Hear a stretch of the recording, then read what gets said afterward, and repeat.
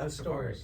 Just from the store. Yeah. Yeah. So Jay, just to give a background on us. Yeah. Jay used to be a pro surfer. Mm-hmm. He's part of that momentum generation. Yes, he is. He was in Taylor Steele videos, covers of the mag, but he rode for HSS and he worked at HSS. But I couldn't make heat, so. You couldn't make heats. Well, that's, I'm just kidding. By the way, you're not alone in that. Yeah. But No, I was lucky enough to parlay into like free surf stuff. So. That's great. Yeah. Good for you. Yeah. And he and I met through there. I worked there for like 12 years. I was part owner at one point in time. Okay. Yeah. Wow. But he's a rep for Ruka. Okay. I'm a rep for Julian Zubrand, Rivia Projects. Oh, are you? Yeah. Oh, how's it going? It's awesome. It looks great. Yeah. I saw him like in passing, and I just wanted to catch up with him to see how it's going. Yeah. It's great. He's definitely excited about the new venture, but I think he probably definitely wants to get back on tour. It's what my sense is too. Yeah. Yeah. So I'm gonna get a little closer there so you don't have to. yeah. Oh yeah, it's fine. It's totally loud. Whatever's comfortable for you. Yeah, I'm good. This All guy. It's good. But I don't know if you've listened to Yep. any podcasts I yet? listened to a couple of them. Awesome. Yeah, I mean, we're just again just big fans of You've surfing. listened It's our to- life. Yeah. And any we're reps, so you know the core side of the business and retailers is so important, and just keeping authentic and keeping the dream alive. You know? Easy. But yeah. Easy. Well, I mean, listen. I mean, I'm great. You guys can just sort of kind of go wherever you want. So. Cool. Yeah, it's just. Yeah. I mean, if you heard it, then you know. We just kind of, you know, Start who at you the are, beginning where you and are. then- Yeah. How did you get in surfing, obviously, and then you know what you're doing now. For sure. And we can talk about the league, where we're going, the Yeah. year, That'd be epic. I think a Oprah, lot of whatever people, you want to know. a lot of people want to know where Erik Logan comes from. Oh, they do. Right. Oh, wow. Okay. Well, it's cool though, because Yeah. you're running a really important thing in our lives. Yeah. You know, like how do you show up? How'd you get here? Yeah, and that's all what that, and just like, you know, it's funny. I was talking to Duma earlier, and he was like, "Dude, ask him what he expected when he first got the job." So that's good. that'll come Yeah. up. No, look. Let's get into it. Well, Let's let's not- get into it. When I ran the Oprah show, we'd always do guests, and I'd be like, let's not have the interview in the fucking green room. I know, let's right? have it. It's Let's tough. have it on the set. Yeah. Okay, We here we go. like it. Yeah, do it. It's Elo, right? Is your nickname? Well, among many, yes. Yeah. Okay. Well, we're gonna ask you what those are then. And it's ERIK, right? ERIKLOGA. Okay. Yeah. Here we go. Yeah.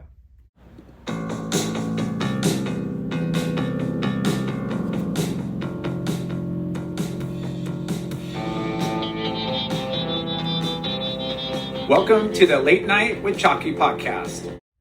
Friends and family, brothers and sisters, welcome to the Late Night with Chalky podcast. Woo. Our guest this week is a CEO Powerhouse. He held executive vice president and president positions in organizations and entertainment giants such as XM Satellite Radio, Harpo Productions, and owned the Oprah Winfrey Network. OWN. Moving to Manhattan Beach in 2011, he took up surfing and immediately became hooked. We know what that is. We say it's the best drug. Surfing's a hell of a drug. Which most people do. They became a healthy daily ritual and a balance of life and job stress. I mean, it's a ritual every day. We love it. But for those that didn't know, just a few years later, this Oklahoma native became the head honcho at WSL, World Surf League. Huge. Woo! Yeah. Wow. We are super stoked to hear your story, the final take on the Final Five showdown at Lowers in a couple weeks, and what's happening in WSL here and in the future. Yeah. Thank you. Thanks, guys. Eric. Thank you, guys. Hello. Yeah, thanks for having us Logan. down. We're in the beautiful office of the WSL. Yeah, we haven't had many meetings here because we're still like in this weird post-COVID. Do people come to work, not come to work? Yeah. It's been an interesting thing, you know. Everybody's in the same boat. Yeah, it's trying to figure. It's like how many days do you come in, and we're really even a bit more different. We've got offices obviously here. We've got offices in Culver. We have offices. We have an office in Lemoore for Surf Ranch. We have an office in Australia. Wow. We have an office in Portugal. We have an office in Brazil, and we have a couple of salespeople. So we're truly a global company, and so we're always up at different hours of the day, and And so, you know, we haven't done a lot back here at the headquarters in Santa Monica, and we're slowly starting to get back. And That's so awesome. I think you guys are my first technical post-COVID outside visitor meeting. So there you Cool. go. Great. Well, we're honored. Well, That's a t-shirt. the next interview will be at Lemoore, right? Yeah. Okay, next one, yeah. Maybe we'll be there at the end of this interview. You never know. Yeah, We'll that's see. good. Like, when you're reading the intro, by the way, it's like, you know, when I sometimes I hear that, I have this like visceral reaction of like, is that what it's going to sound like at my funeral? And they sort of like, Well, you always like kind of listen to that, and it's some people are like, wow, like you did your research, and then you kind of like, is that really me? yeah.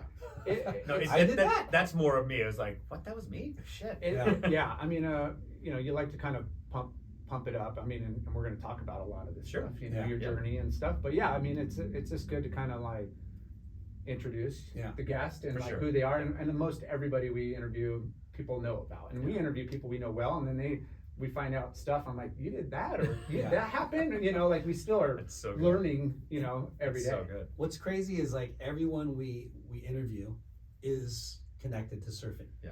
And we ask the same damn questions pretty much. Yeah. You know, All the time. People's But- journeys. but people are different, Yeah. right? Their Yeah. journeys are different, so every story is different. Yeah. And So good. your story is probably one of the most different Mm. out of our Yeah. guests, right? Like, so take us back to Oklahoma. Like, what was that like? Oh, wow. Without, yeah. Yeah, without I going, mean, like, listen, I would say, you know, I'm very fond of saying Oklahoma is a wonderful place to be from. Mhm. You know, I have a lot of connections back there. Obviously, it's where Yeah. I was born and raised, and you know, I mean, listen, I was born and raised. We weren't like a very well-off family. I was a scrawny little, you know, baseball playing soccer Midwestern kid. Yeah. You know, that's really what it was, and never ate fish. You know, was raised on Swanson TV dinners and fast food, and you know, and I was raised on those too. yeah, you know, so the TV dinner. Oh, yeah. the TV dinner, Yeah. right? How awesome were they though? Hungry Hungry Man? And, yeah. But you always had to make sure you cut the cellophane out Yeah. of the dessert part because you could overcook that. Yeah. It really wasn't dessert. Oh, I don't know. the cherry cobbler, you burn their mouth. Burn your tongue every Yeah. time. Same thing. But you know, it was interesting because I was somebody who, you know, I know I'm open about it. I mean, I had a really troubled childhood. I struggled a lot as a child through parents and divorce and a lot of other things. And it was never anything like drugs or alcohol. It was just very, very, very hard. And when I was 16, I was given a chance to get a job at a radio station. And my first job was to do a radio station mascot called Chuck the Duck. And they paid $5 an hour. And you'd put on these orange tights and a web feet and the hat, the whole thing, and you go stand on a street corner in Oklahoma and you wave at cars, and they'd come in for the radio station broadcast that you were doing at like the local car dealership on a Saturday afternoon. And parents would come in and they'd buy a car or whatever it would be, and they'd pay me cash under the table, and I didn't understand why at the time, but it was just sort of like, hey, here's, you know, $25. And you know, you're 16, 17-year-old, you're driving your little pickup truck through Oklahoma, and it's like, this is a pretty good gig, you know. So wait, Chuck the Duck?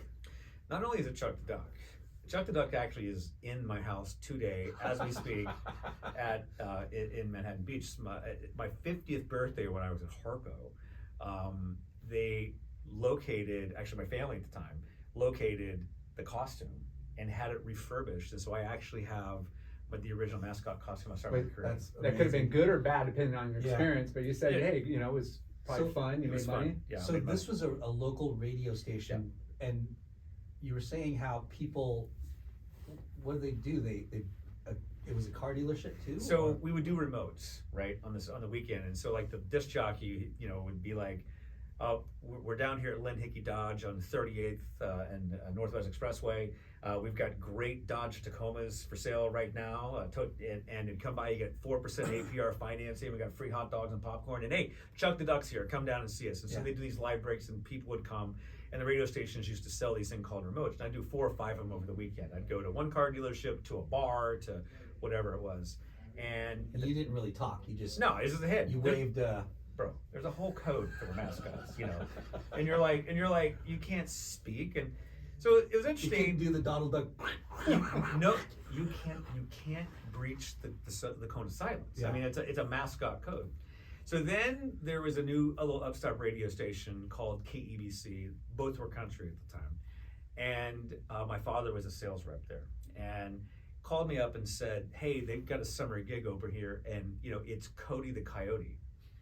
And so, okay, Chuck the Duck to Cody Battle. the Coyote. so now I'm being like poached to be another mascot, Yeah. and I'm like, well, what does Chuck pay? 'Cause, Chuck's $5. I go, what's Cody paying? Cody pays $10. Wow. So I fired the duck, Yeah. and I went across the street and I became Cody the Coyote, making $10 an hour. And all of a sudden I'm like, man, this working thing Yeah. is pretty sick. Yeah. Because I'm picking up, basically $100 a weekend now as teenagers. So this is 17 years old. That's good money. It was great money. Without having to really do much except, Yeah. Yeah. You're hang not out talking, and- you're just Yeah. animated. Well, I mean, like- there was some health issues that it's 100 degrees outside. You're in fur, Yeah. and you're sweating. You go in weighing about 120. You come out weighing about 85. But So Chuck the Duck was a little less. hot. Yeah. Because you had leggings. This was like full fur, with boots, and but what it actually did though, what was interesting is, and it's sort of like a beginning part of the story, is it had me fall in love with media, because I was watching these disc jockeys take this microphone, they'd speak into it, and then people would drive from the entire state because it was FM radio, and they'd come down, and I'm like, well, how does that work, and what is that? And it sort of piqued my curiosity, and sort of just flash forwarding a little bit.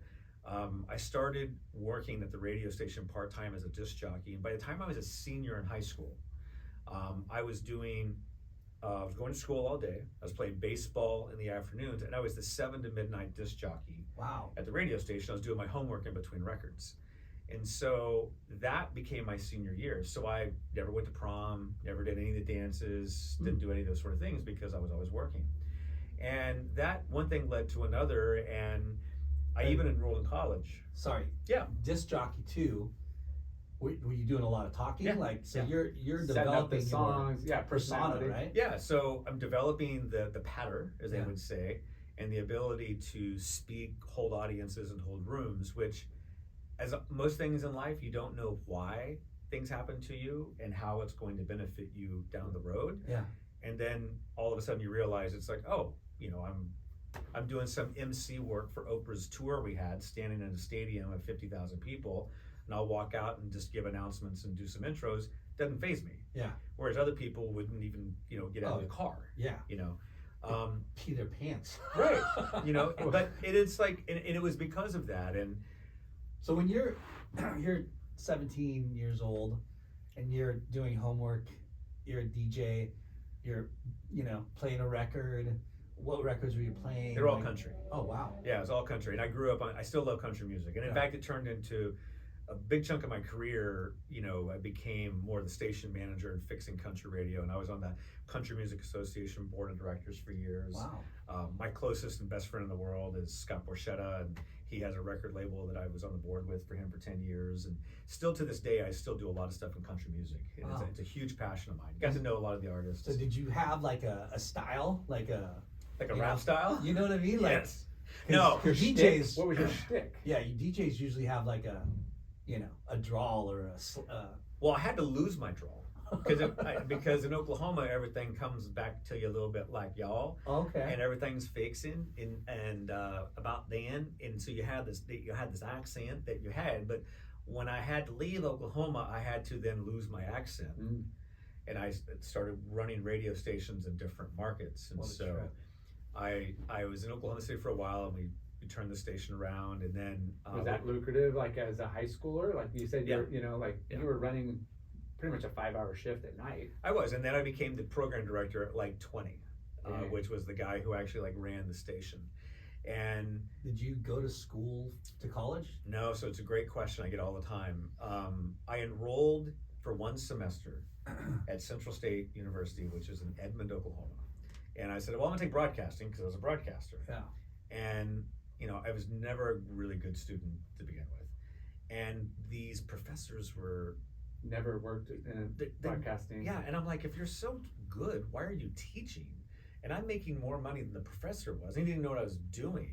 Yeah. And so I dropped out and didn't go, and I Yeah. just said my thesis had been, if at any point I need to like go to college, I'll go back. You already had a 4-year degree. Yeah. On, 1000%. you know, on doing what you're doing. You know? And I had listened, and I was a student of radio. I just fell in love with radio. Yeah. Just like I was like head over heels with it, and I'd listened to old tapes of out here in Los Angeles, KHJ and Shotgun Tom Kelly, and K Earth 101 back when K Earth was the Big Mac Daddy, and KGB, 101. Los Angeles, the whole thing, and KFRC up north. And so, I realized in just listening, and then obviously this was at the forefront birth of Howard, when Howard was coming out of Detroit. Well, was he Detroit? He started in Detroit. He really got his breakthrough in Detroit, and then he bounced around, and then obviously wound up in New York for sure at K Rock with Tom Chisano. He, they talked about college, and it's sort of like, hey, at a certain point you hire experience. Always, and so I always say to kids, it's like, I think college is an amazing institution to help you clarify what you want to do as a human. I say that for me, I was very lucky that I found my passion at 17, and I just continued to follow my passion. And ultimately, that thesis parlays into so many of these other chapters, which leads me here to the WSL. But fundamentally, it was the same decision tree, back when I was 17 and 18 that led me here when I was 49. I mean, the common denominator is follow your passion and put in the hard work, which you're going to do anyways because you're stoked on learning and you're into what you're doing. But the experience is everything. Everything. Did your dad trip out that you were becoming a broadcaster? To be fair to my parents, I don't think they really appreciated kind of what had happened. I mean, we were very, very simple. My dad was, fought in Vietnam, had a lot of health issues. My mother had been divorced and married like 3 or 4 times, really bad broken home. And part of what was driving me was trying to define myself independent of that. And oftentimes too, I realized years later, and just doing a lot of work with a lot of people, it's like I was also spending so much time trying to replace parts of my life dealing with my childhood trauma, because I had a lot of childhood trauma that I'm very open about. And I think a lot of adults, especially a lot of men today in their 40s and 50s, try to hide it and mask it, and it bubbles up in all sorts of different ways in relationships with partners or girlfriends or kids. And and I've done a lot of work to try to do that, to fix that about myself. And I think part of what was happening when I was very, very fortunate to have a lot of opportunity when I was younger, like that radio station in Oklahoma City. And then at 23, I went to Seattle and ran a station there, and then got recruited to run a station in San Francisco by the time I was 25, and then got recruited at 29 to go to Tampa Bay. And with each job, I'm gaining more and more responsibility. And by the time I'm in Tampa, basically at Y2K, if you remember that, it was about the 2000s, I was reached out by the guy who was running CBS Radio at the time, and because I want you to be head of all country stations in America, so I did that. Then I went to Chicago, and I was there for a short period of time. Then I moved to New York, and I was VP of programming for CBS. And as these moves and job ascensions were happening, sort of, let me get back to the question, my parents were always proud, and they always appreciated it, but I don't think they really quite understood what was happening. And like, why are you moving again? And why are you going to this? And why are you going to that? Like, exactly. Because they probably lived in the same bubble for forever. It's kind of crazy because you're moving to bigger markets every time. Right? Like, you move to Seattle and you get noticed there. Somebody hears about your whatever but it's just reputation. adding your resume too. Like, all these different markets have different demographics, although you might be playing the same genre or whatever, that was niche, it country focused the whole time? Up until I went to New York for sure, because then I had more responsibility, working for a friend of mine named Andy Schoen, who was one of the founders of MTV. Oh wow! And I got to work with a bunch of the old MTV guys at Viacom at the time, but it was all predominantly country. And to your point exactly, that it was really about how do you translate the same George Strait, Garth Brooks records to a Seattle constituency, to San Francisco, to Tampa, to Chicago. And that is all through style and presentation. And these were things that weren't taught to me. These were things that intuition's the wrong word, but trial and error, I developed my philosophy of how to present and what made it different. And so that sort of foundation for me as an executive played. And by the way, I got off the air when I was in Seattle because I was just terrible. One of the guy who hired me goes, "Hey, listen, you're fine." He goes, "But if you want a career, you need to get off the air because you're not that good." I'm like, "Well, fair enough." We need you behind the scenes. Yeah, we need you like running the shit Yeah. and to stop getting away from the mic. So, those experiences sort of built from, and then Yeah. the other thing when I really reflect back on my career is, and it leads to a really great story at OWN at some point, which is I would always be turning around situations. Always, I didn't know it at the time, but But I was a fixer. I was the fixer. Okay. They'd put me in a bad situation and I'd fix it, and then we'd let go. Bad situation and fix it, and you go. And so, Yeah. You're Harvey Keitel from Pulp Fiction. yeah, well, yeah, it doesn't end that well, but yes, but very much so the fixer. Like, and it I look back at it and I'm like, that's why that happened, and that's why that happened. Because when you're in it and you're sort of present with your life, you're not 100% always clear why things happen. Yeah.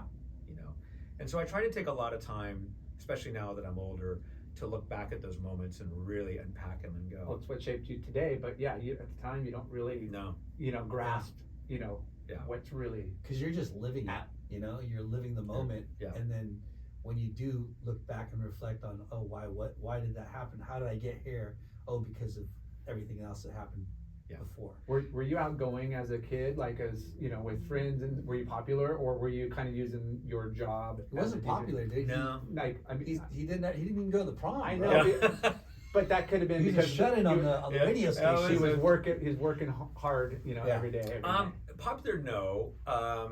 Was I outgoing? A little bit, but I was a little bit of like that nerdy Star Wars sci-fi scrawny little kid. And I bring that up because it's a to have that online personality, that radio personality kind of lets you be somebody else or somebody that you're not. Well, You put on a persona. Yeah, well, for sure. to that point, and it's a really fantastic point. So most people who follow me know that my real name is not Logan. So my real name is Toppenberg.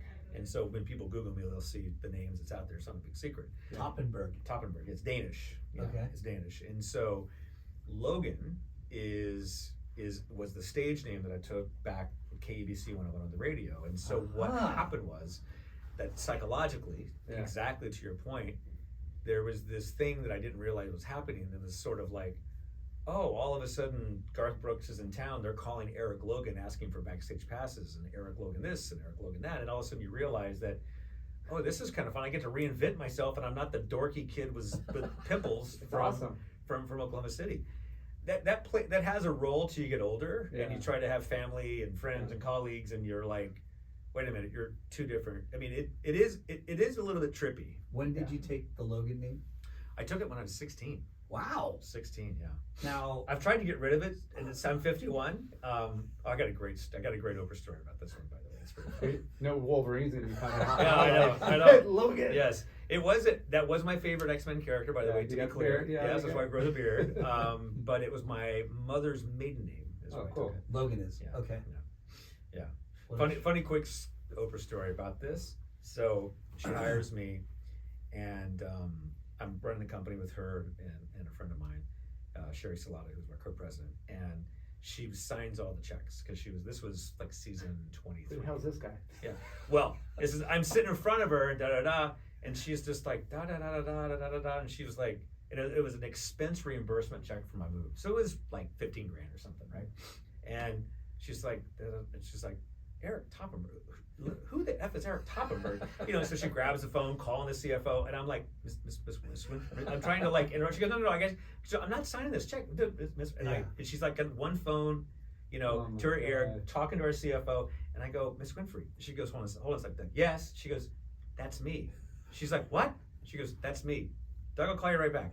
What do you mean it's you? So we get into this whole conversation about the name. So anyways, it was, so she's like, basically it ended with a okay, and she signed the check and handed the check. But anyway, it's I've tried to get rid of it, and it's been tough because I've spent 3+ decades just establishing in the business world this character, if you will, Yeah. under Logan, and it's hard to be like, well, my next job, I'm just going to be Erik Toppenberg. Yeah. You're like, what? And then people will be like, did he die? What happened to Yeah. Logan? And so, Yeah. so it's I haven't one of quite your reconciled. nicknames. But it started Elo, way yeah. back then. Yeah. When you're 16 at Yeah. the first radio station. That's where it came. That's where it came from. And it followed you through Seattle to Tampa to 100%. New York. Yeah. What a trip. 100%. Yeah. So question on like the music side of being a disc jockey on the radio. Is there pressure from like record companies, or you Oh my get to God. play, like, Yeah. you get to play like kind of what you want, but you got to slide There's in politics what and Oh everything. my Like- God, yeah. I mean, the stories of payola, especially here in Los Angeles, when you like the KHJ years and the KFRC years up in San Francisco and those things, the Boss Radio era that was down in San Diego, legendary payola. I mean, drugs, cash, the whole thing. Yeah. Okay. By the time I got, I'm gonna get you a suite. it was no, it was totally. It was Yeah. like, what do you need? It's like here. By the time I got into like the music position, Yeah. the music director position, which would have been the early '90s in country radio, it was fairly tame, but there was a lot of pressure. For sure. And the way it sort of worked for your listeners was that you had a playlist of a limited number of slots where you'd add a new record a week, and then you sort of move it up in rotation, and you would report that list to like Billboard, and that's how records would become number one. So it was always a game of like strong arming the radio stations. And you usually had 2 slots a week, and usually had 5 records to fill. Whew.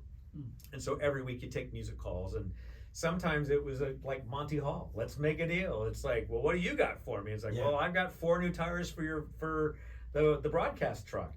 I never took anything personally, from a personal side. But for the business. But for the business, Yeah. it was sort of like, hey, we're going to give you 4 listeners can go on a trip to the Bahamas, and it's like, okay, we'll do that. And you wind up adding a band that's probably playing at the local Holiday Inn right now. Who knows?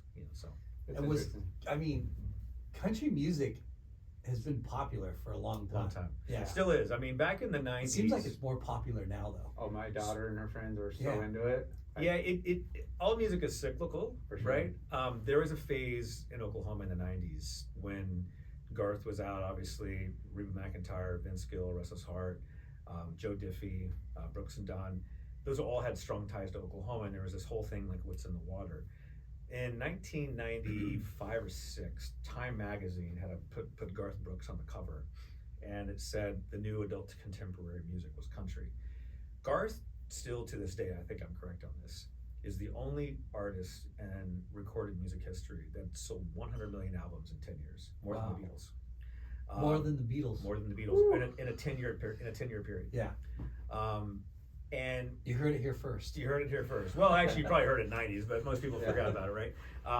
But it has had this renaissance as of late, and typically the genres of country sort of ebb and flow based upon generally other formats. So like when pop went through its overly less tectonic phase, country took over. It went through a really big rap phase. It took over, and it's all about relatability. Yeah. So But I love it. They're good storytellers, and you could actually understand the music most of the time. You know? Totally. Yeah. That's very true. it's got to be such a trip, your experiences with like moving from big markets to big markets, and like you being not well-to-do Oklahoma kid, and then you're like, oh shit, like I've been recruited to go to Seattle, and then that's a big city, right? I was so excited. You'll love this story. 'Cause I always talk about like follow your passion. It's just like if it's passion, lead into it. I was so excited for getting the call. I talked to the GM, and I was married at the time, and I remember I was like, this is amazing, thank you. Oh, well, great. Hung up the phone, went back in, and first question was, well, how much are you getting paid? And I'm like, I don't know. I'm going. I was so frothy. Yeah. I took it. That was an awkward call. Wow. I had to call him back and be like, Oh, by the way, hey, listen, no biggie. And it was like 75 grand. And I'm like, okay, cool, great. Hung up the phone. I don't know if the job actually was 100. If it was 90, could I have asked for 85? yeah, you did negotiate. What's the expenses to live in Seattle? I have no fucking clue. Yeah. Yeah. Like what's the going Zero rate? idea. Yeah. Zero idea. I mean, might have been the worst negotiation I've ever done. Yeah. In my life. Well, we've had that conversation with a couple guests, and it's all about the froth of like, oh my gosh, like I'm moving up in your mind, you're moving up and you're becoming more successful, but it's not about the money really, you know, like you think it just money's it's a given, great, you know, like but those final details are pretty damn important. They're kind of important, especially if you've got a family and things like that. And you know, the saying is so true, and I still struggle with it every day, which is like, you don't do things for the money, just do things for yourself and the money will follow you. And it's like, I mean, that is such a truism, but it's really, really hard to live, you know, in the world each day. Yeah. Amen. Especially where we live. Yeah. You know, like there's expensive parts of the world and in the US, but where we live, it's not cheap. Crazy. Yeah. It's not cheap in Manhattan Beach. FYI. Yeah. So you go from Seattle to Tampa. What other markets? Yeah, Seattle, San Francisco, Tampa. Then I went to San Chicago. Then I did New York for a while. And then you get picked up by. Well, actually, before I get picked up by Oprah, this was terrestrial radio, right? And I had been very vocal about this upstart company called satellite radio. And I was just like, that's never going to work. The dumbest idea on the planet. I mean, who would ever want to pay for something that's free? You guys are asinine and crazy, da da da. And so I'd like go on these like huge because it was a threat to terrestrial radio, definitely. Right? And we were like, no, we're so much better. I know we play 15 minutes of commercials an hour, but just sit through them. They're going to be fine. And lo and behold, the guy that I worked for, Andy Schoen, who hired me when I was at CBS, got headhunted for the head of programming for XM Satellite Radio. And he didn't want to take it or do it because it was in Washington, D.C. And so he referred me, and I taught, and the CEO called me. And I was of XM. His name was Hugh Panero. Still great friends. Hugh called me and said, hey, listen, I know you don't like us. I've read everything you've said, and da-da-da. He goes, but do me a favor, just be open to it and see what you think. And I was like, yeah, man, okay, whatever. So long story short, I went to the Best Buy, and I'm living in Manhattan, don't have a car, so I rented a car, went to the Best Buy, bought an XM satellite radio aftermarket receiver, put the big iron antenna on the top, and I plugged it in, and I drove from New York to DC, okay? And I'm like, hey, this is kind of cool, some music. A little social experiment for yourself? Just to be like, I'm gonna see what this is all about, right? So I'm driving, and I get basically to Philadelphia, and I realize the drive has flown by, and I realize I haven't heard one commercial. So great. And at that point, I realized terrestrial radio is really fucked. It's until you know and have experienced the other side, it's pretty annoying. It's you're annoying. like, oh man, I got to listen to the same crap all the way down, and then all of a sudden it's like, boy, I'm really tired of this country station that I went to classic country because, oh my God, I haven't heard Bob Wills in forever. Yeah. And then there's the 80s. And so you get through all of it, and then when I get there, I'm sort of like turned, and the facility that they had built was something like out of Star Trek. Because my career, my job at the time in New York was I was flying to all these radio stations being the fixer, right? Mm-hmm. So I was getting up at early morning, taking these connections out of Chicago and missing flights in the winter and flying into Iowa and Spokane, Washington. I was like, oh my God, it was just crazy. And then, Hugh walks me through, it's all state-of-the-art stuff, and he's like, if you ever need to visit a radio station, just walk down the hall. Yeah. And I'm like, oh my God. So I took that job. Yeah. So all these hubs, they just had one. Yeah, it was a headquarters right out of DC. It was right by Union Station. And XM was slightly before Sirius. They kind of came out pretty close together. Yep. And we were always the biggest. Let the record show. Yeah. We grew it. I got there. We had about 1 million subs. We grew it to like 9 million.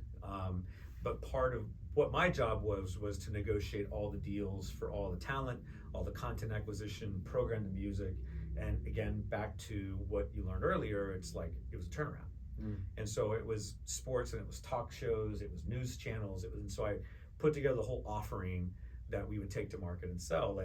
And then about halfway through that, one of the things I realized was that the subscriber base was extraordinarily male. And it was predominantly male because we were a technology, and most early adapters for technology are generally young men because they're more frothy about it. And we were saturating the marketplace, and we knew that we had to grow toward women. And I knew that was a big part because our radios were starting to become more what we call factory installed into the cars. I Yeah. mean, you didn't have to go buy it; it was just like a button in your car. Yeah. And I said, well, we need to develop a women's strategy. And I had a board meeting, and I stood up on the board and I said, so my women's strategy is that we are going to go get Oprah Winfrey and put her on XM satellite radio. And there was some chuckles, there was some guffawing, there was like, you're out of your mind, it's like, you know, da da da. And, you know, I was a little bit insulted. So I marched right down to my office. And back in the day when you needed information, you dialed 1 in the area code. So it was 312-555-1212.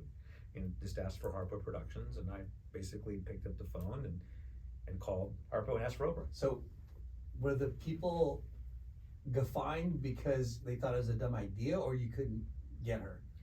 Or The both? latter. No, they're like, of course that's your strategy, as it should be, but you're out of your mind. Okay. Yeah, one, she's Oprah. 2, we don't have probably the capital to pay somebody like that Right. that big. And 3, she's never gonna agree to it. And so I was sort of a little bit like, this kind of goes back to the Oklahoma kid. Fix Of like, over here.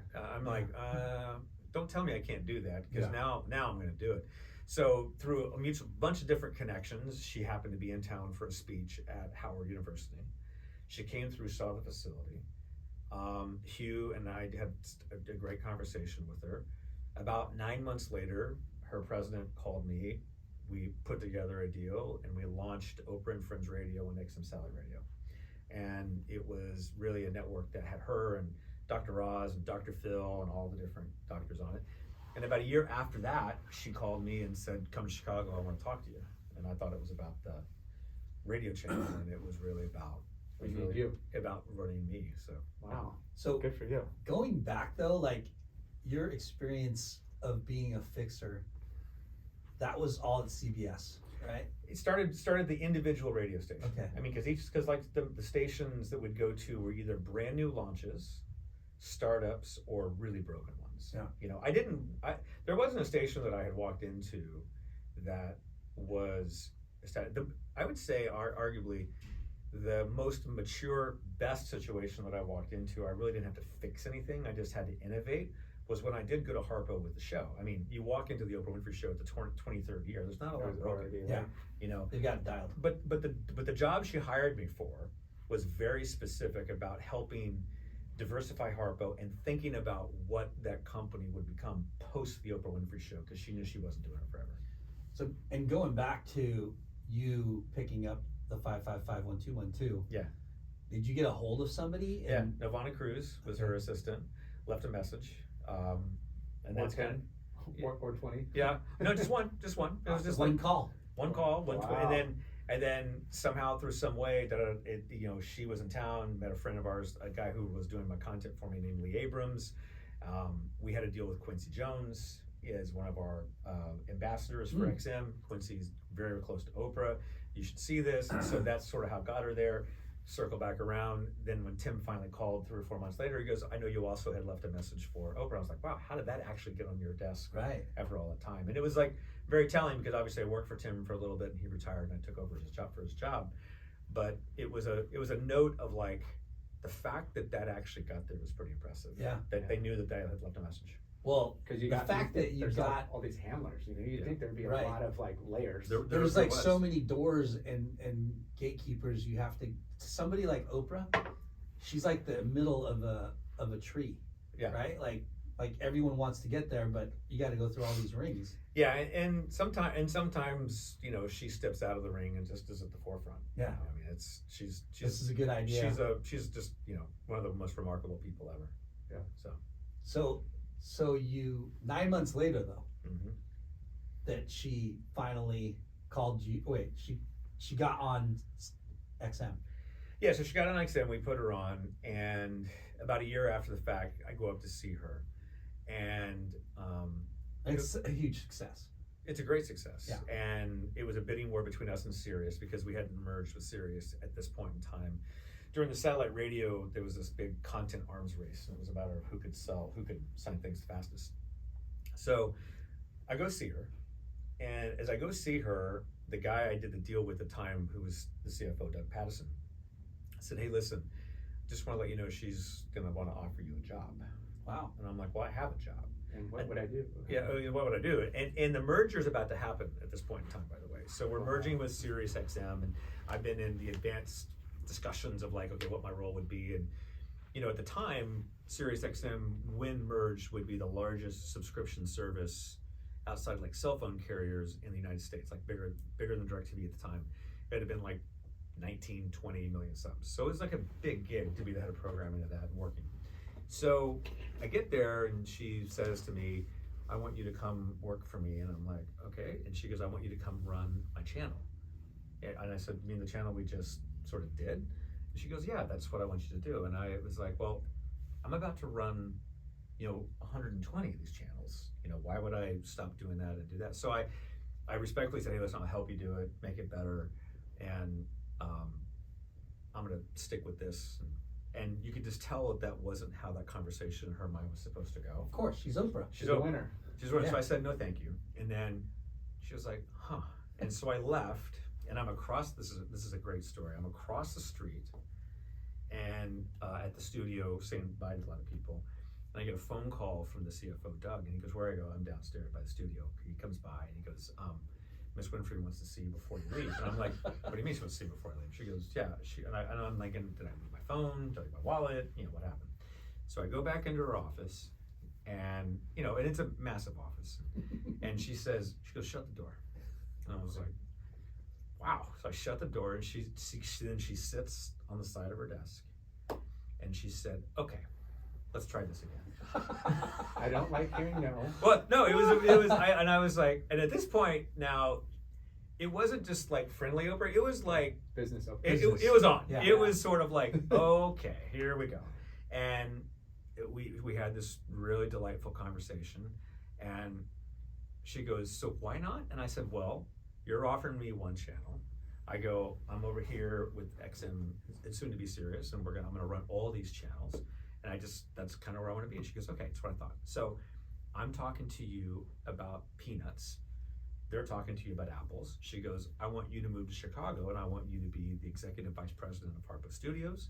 I want you to be the executive vice president of the show, and I want you to come work and report directly to me. Wow. And that was my word right there. I went, wow. And she goes, what do you think now? And I said, well, I think we've bypassed fruit, and we're now onto a big old fruit salad. Definitely. No is the most powerful word in the vocabulary. It's crazy, and a lot of times people are like, "You turned her down," and I'm like, I didn't think I was turning her down. I was just being honest. What's best for your interests, and it was like, hey, I want to do this bigger project over here. She tells there's a great clip floating out there on YouTube someplace, where because I can Google it, where I get inducted into like the Oklahoma Hall of Fame of public schools or something. Nice. Which still I think I wrote a check and I got in. I don't know what it was. But she actually does this little video piece, and she talks about the moment. She talks about this moment. She talks about when I walked out of the room and came back in, and it's a very special moment that I share with her. Heck yeah. It's pretty cool. Definitely, that's a huge. But then I milestone. was there for 4 years. Yeah, it's kind of crazy because, here you are, you're a mover and shaker, and those Sirius and XM are going to merge. Yeah.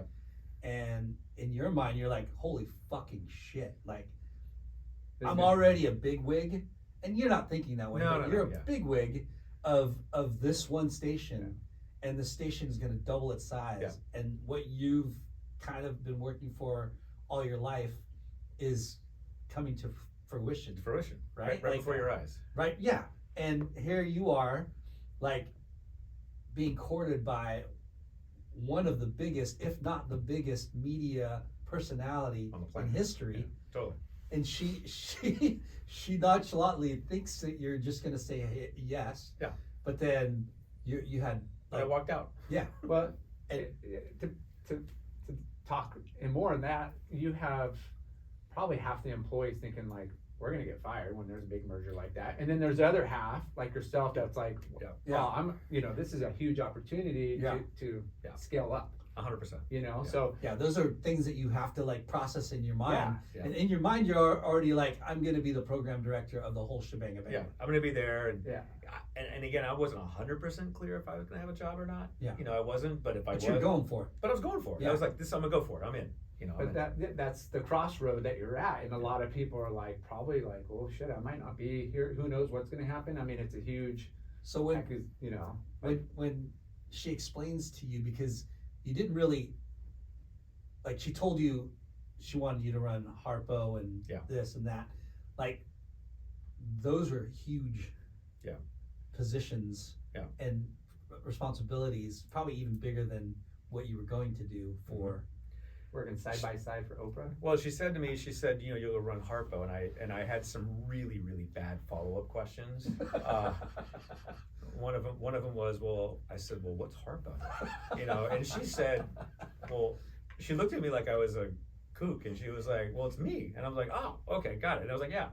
And you still go, what is Harpo? Well, yeah, and I'm thinking it's to myself, Oprah backwards. Right, I knew it was Oprah backwards, but it's like, okay.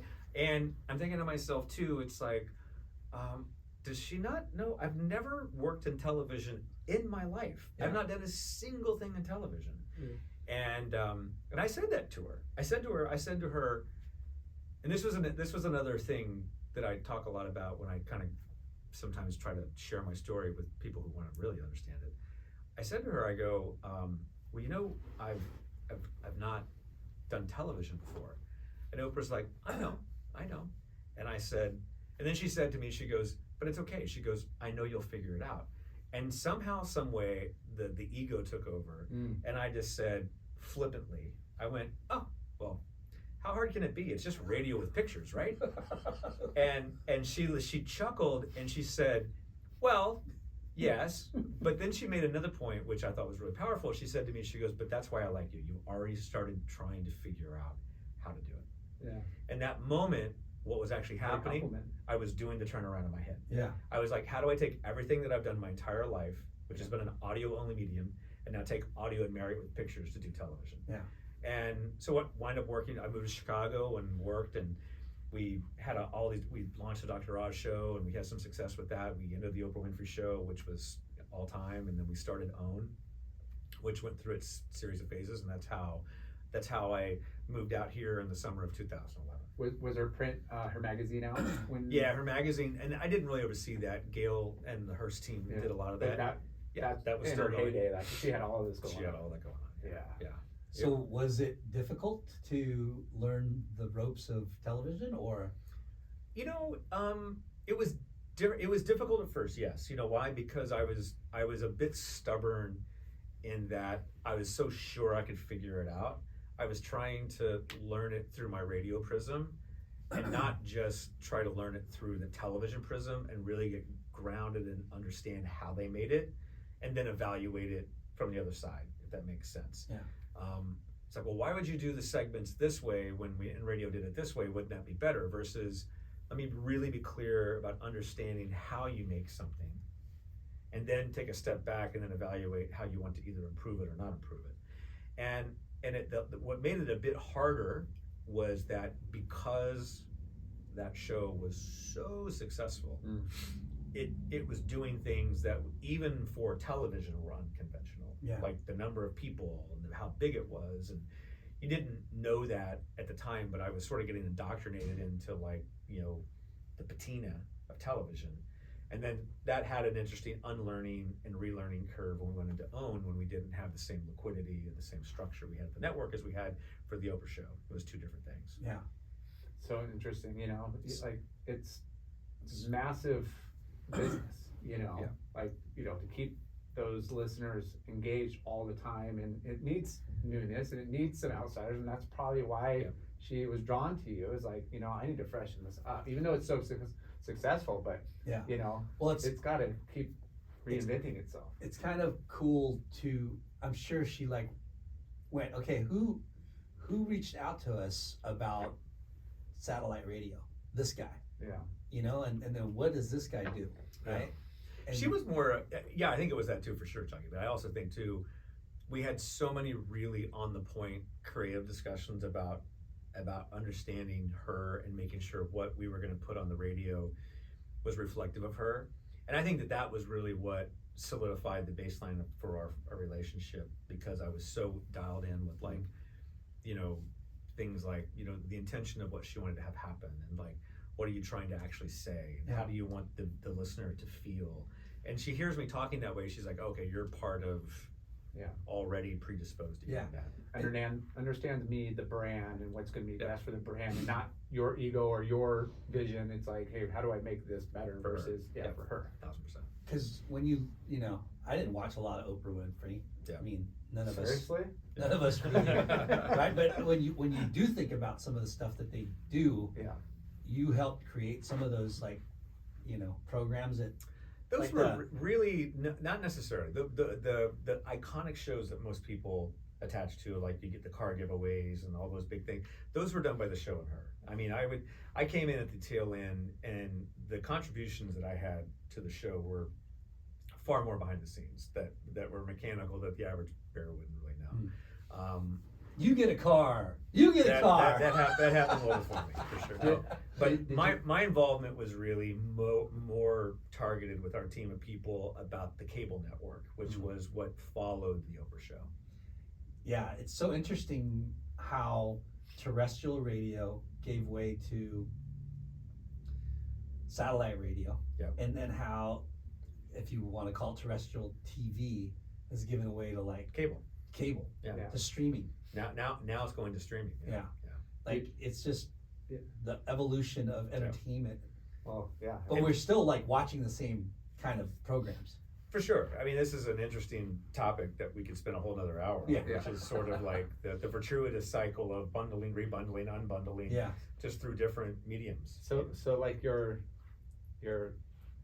offer in Seattle, where you just said yes, and is there money? I don't know. Maybe I figured out what. Like, obviously, you're really successful in the mergers coming, and there's probably huge opportunity for staying there. And telling her no probably added another zero to the whole. But I'm sure they go hand in hand. Like, this is a great opportunity, but also there's a great money. It's got to be.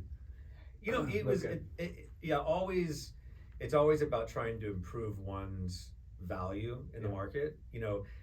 I listen to a bunch of podcasts, yours included, but there's one with a guy named Scott Galloway, who does one with Kara Swisher called Pivot. But one of the things he always talks about is that everyone has to understand what your value in the market is.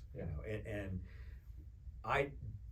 I would say I didn't really consciously understand that, but through moving all these different jobs, I realized I was able to drive more value for myself, and by just trying to get to a bigger job or a bigger market, drove more value in myself. So you could realize that, and then when you get to a certain place, all of a sudden, the value you have becomes commensurate with where you are, and you always have to keep evaluating that as a person. Well, I mean, you're kind of going through multiple job interviews all the time for the same job. That's right. But the more you interview, the more you move on to other jobs, you get a bigger picture of like, and there's not too many people in your field that are probably hopping around like that. Most people get in their comfort zone and they're staying where they're at, and they might get little bumps, but to take that big risk, you're going to get big rewards if you perform. And it's such a great point, because it's one of the things that I don't think the younger generations really understand. I recognized early in the radio game, when I was moving around a lot, one of the single biggest advantages I had was that I would jump on an opportunity to move because I wasn't afraid of moving. And it was like I had everything I owned could fit in the back of a U-Haul trailer, and I could be in San Francisco in 4 days because I'm renting an apartment. And that openness to be like, would you be willing to move from San Francisco to Tampa Bay? I was running one station in San Francisco, and then the Tampa Bay opportunity was you can run 5 stations at an NFL franchise. I'm like, I'm there. Wow. And it's like, go, boom. And so the ability to do that is one that I don't think a lot of kids have today, because this generation's so like, it has to be this, I'm not doing this, I'm not moving, why do I want to I don't see it like that. And I always say, the greatest superpower you have is willing to do more than the person across the street. And that is sacrificing, outworking. And I went through a big phase of my life where I was insecure. When I started getting into the real white collar jobs, I'm in rooms, guys, and with MBAs and fucking degrees, and dude, I mean, it was in my 30s. I was for sure. really, it was eggy, bro. It was like, it's sort of like, well, my undergrad was Stanford, and I went to Harvard for law, and then I'm like, fuck, man, I can't fucking spell Stanford, Yeah. you know, and it was really hard. And I will tell you, it was in my 30s as a corporate executive, it was the hardest on the inside. In my 40s, I was working at Oprah at the time, and by then, but it still was like, I'd be in these rooms with some of these Hollywood guys, Yeah. and it'd be like, it was so heavy. And I can imagine that, because when I worked at a surf shop for 12 years, I barely ran a register, right? Right. And didn't use Excel spreadsheets, and didn't use Word doc, didn't really use email. And then I went to the the vendor side of things, and I had to get my own email, and like, wait, you can copy and paste shit? Yeah, it's like, what is this? And send it to, Oklahoma Yeah. in 5 seconds? Yes. This is magic. Yeah. How does this happen? Yeah. So I think your experience going to that one college class in broadcasting, the professor, and you're like, he doesn't really know that much. Yeah. But of course you're not gonna say that to Never. him. You just kind of sit behind the scenes, and I'm sure like over time sitting in these board meetings, you're like, dude, these guys are intimidating, they got all these titles, they're obviously here because they know their shit. Yeah. Yeah. But Sometimes Did- you realize that it's like the emperor has no clothes. yeah. So then you're kind of like, I think as time goes on, you're like, okay, like I know what I know, which Yeah. is very valuable. There's a tipping point to your point, Yeah. that your experience and success, or lack of success, or perceived success outweighs the scale of what your credentials are. Yeah. And it just gets to a place where it's like, okay, if I interview for a job tomorrow, and you have to have 8 years of a degree to do something, I'll be like, okay, fine, but here's what my resume would say. Here's what I've done. Here's what I've achieved. It's like, well, that's great, but you don't have a college degree. It's just like, well, okay, fine. It self selects for me. Yeah. Things that are sort of, not that I'm not interviewing, but No, for sure. But it's just life. I mean, my wife's going back for her degree, in marketing, and it's like, do you really need to? She's like, well, no, but it's something, a box I want to check. Because your time she's away an from you. overachiever. Yeah. And on top of running all of her kids. sounds like a great move for you. Yeah. But yeah, no, it's not everything, but it definitely doesn't hurt. But experience is. It's funny. I was having this conversation with somebody just recently, and college to me is such a really interesting topic today. In terms of like what happens, about how you get in, all the different aspects of what happens with college, right? And I think that, to me, I still maintain that college is there as a tool and instrument to help focus young adults on what they want to be when they grow up. For sure. And so I think approaching it as it's the end all be all is a little bit wrong culturally. I think it's critically important. Yeah. But if you know what you want to do, then go do it. Yeah.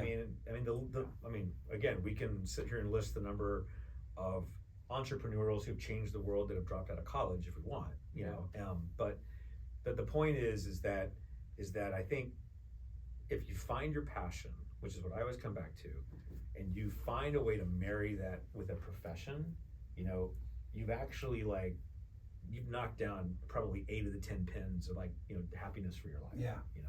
Well, we always say mix business with pleasure, right? Totally. Like, what can you do that you're What can you passionate do? about? Yeah.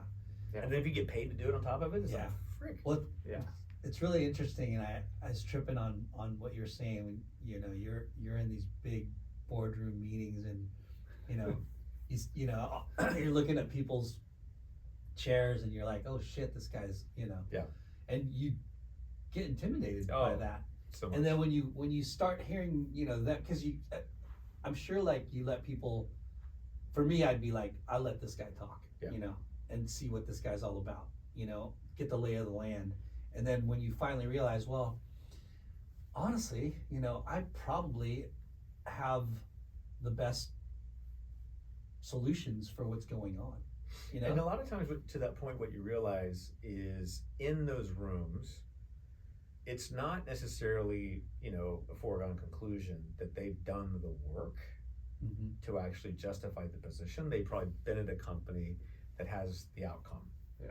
Whereas for me, I've actually done the work. Yeah.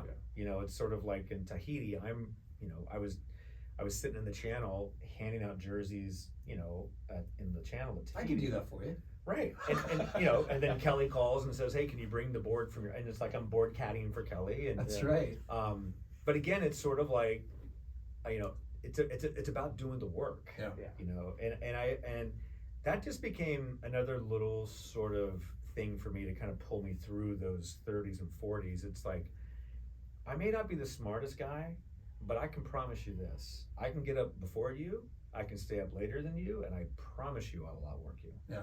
You won't be able to outwork me. And It's words of wisdom right there. yeah, and that will, no matter how this world has gone through the changes or whatever, that common denominator will always stay. Never. You know what I mean? Like you said, how hard it is to get and instill this into the young generation. Well, if you look at us here, for example, like at the league, the number of people who have that ethos somewhat ingrained already in them, Yeah. because this has been a tough period of time for us in pro surfing over the last 3 years with the pandemic. And so the team of people who have outworked their competitors or outworked other people and sacrificed and done everything so that the sport didn't disappear through the pandemic, which, by the way, was a very real possibility. Yeah. Very real possibility. And to punch through on the other side, I think gives the organization here just such great confidence to go through. And the thing I would say is, when people ask how did the company do it, it's like everybody showed up and everybody did the work. They did the work. Well, a lot of times you got to make cuts, you got to make downsides, Yeah, just we did. to make that, and then that kind of lays the burden on others, and that really puts Yeah. people to the test. Yeah. Totally is. Like, hey, we're all buckling down. You didn't get let go. You're on board. Yeah. I mean, you got to step up. you got to step up. Yeah. So Those are good people. going back to you Sure. moving to LA. LA. Yeah. Still working for Oprah Winfrey? Or? Yeah, so at the end of the show, so it was, I moved out here September, October of 2011. Moved to Manhattan Beach at the time with my wife and 2 kids. And as the mythology goes, and by the way, again, let's go back, kid from Oklahoma, don't eat fish, don't know how to swim. Still haven't eaten fish. I try, man, I can't do it. I got Sushi's the best freaking food around. I know. Meat and potato guy over here. Yeah, it's meat and taters for me. It's like I went to a place up in the Palisades with this woman dating me, and we had Pearl Dragon, and it's like they've got 2 things on the menu I can eat. It's like a burger and like chicken skewers, and like everybody else is like horking down things I don't even know what it is. I've tried, they've tried, it is what it is. I thought when I had my heart surgery earlier this year that the doctor was going to be like, you have to like change your diet. And they're like, no, you're good. I'm like, yeah, beef it is. Oh my god. But I move out here, and then for my 41st birthday, the family gives me a wetsuit as a joke. So people have heard this story. And they were like, if you're in Manhattan Beach, you got to be a surfer. That's what everybody does. So I was just like, okay, whatever. So did you ever want to surf? Never. Never like was attracted to it, or the lifestyle, or The lifestyle was always interesting because, I was a child of the OP generation in the 80s. So I certainly knew about OP, and the thing about surf, endemic and apparel is it's a massive, I mean, obviously you guys know this better than anybody. It's huge, and some of the biggest outlets and stores are like in the landlocked states because of the aspiration of what the sport brings. Right. So I was not like dumb about it. I mean, I knew about it. Mm-hmm. And I was always like, yeah, this seems really, really hard. It's sort of like, I'm not sure I'm gonna do that. And so one thing led to another. So one February or March day, I can't remember what it was, I decided you had a wetsuit for your birthday. Yeah, it was an O'Neill back zip, 4-3, still have it. And again, like most people do, you put it on backwards. You put the zipper at the front, have the photo. It's amazing. I'm going to be 100% honest with you guys.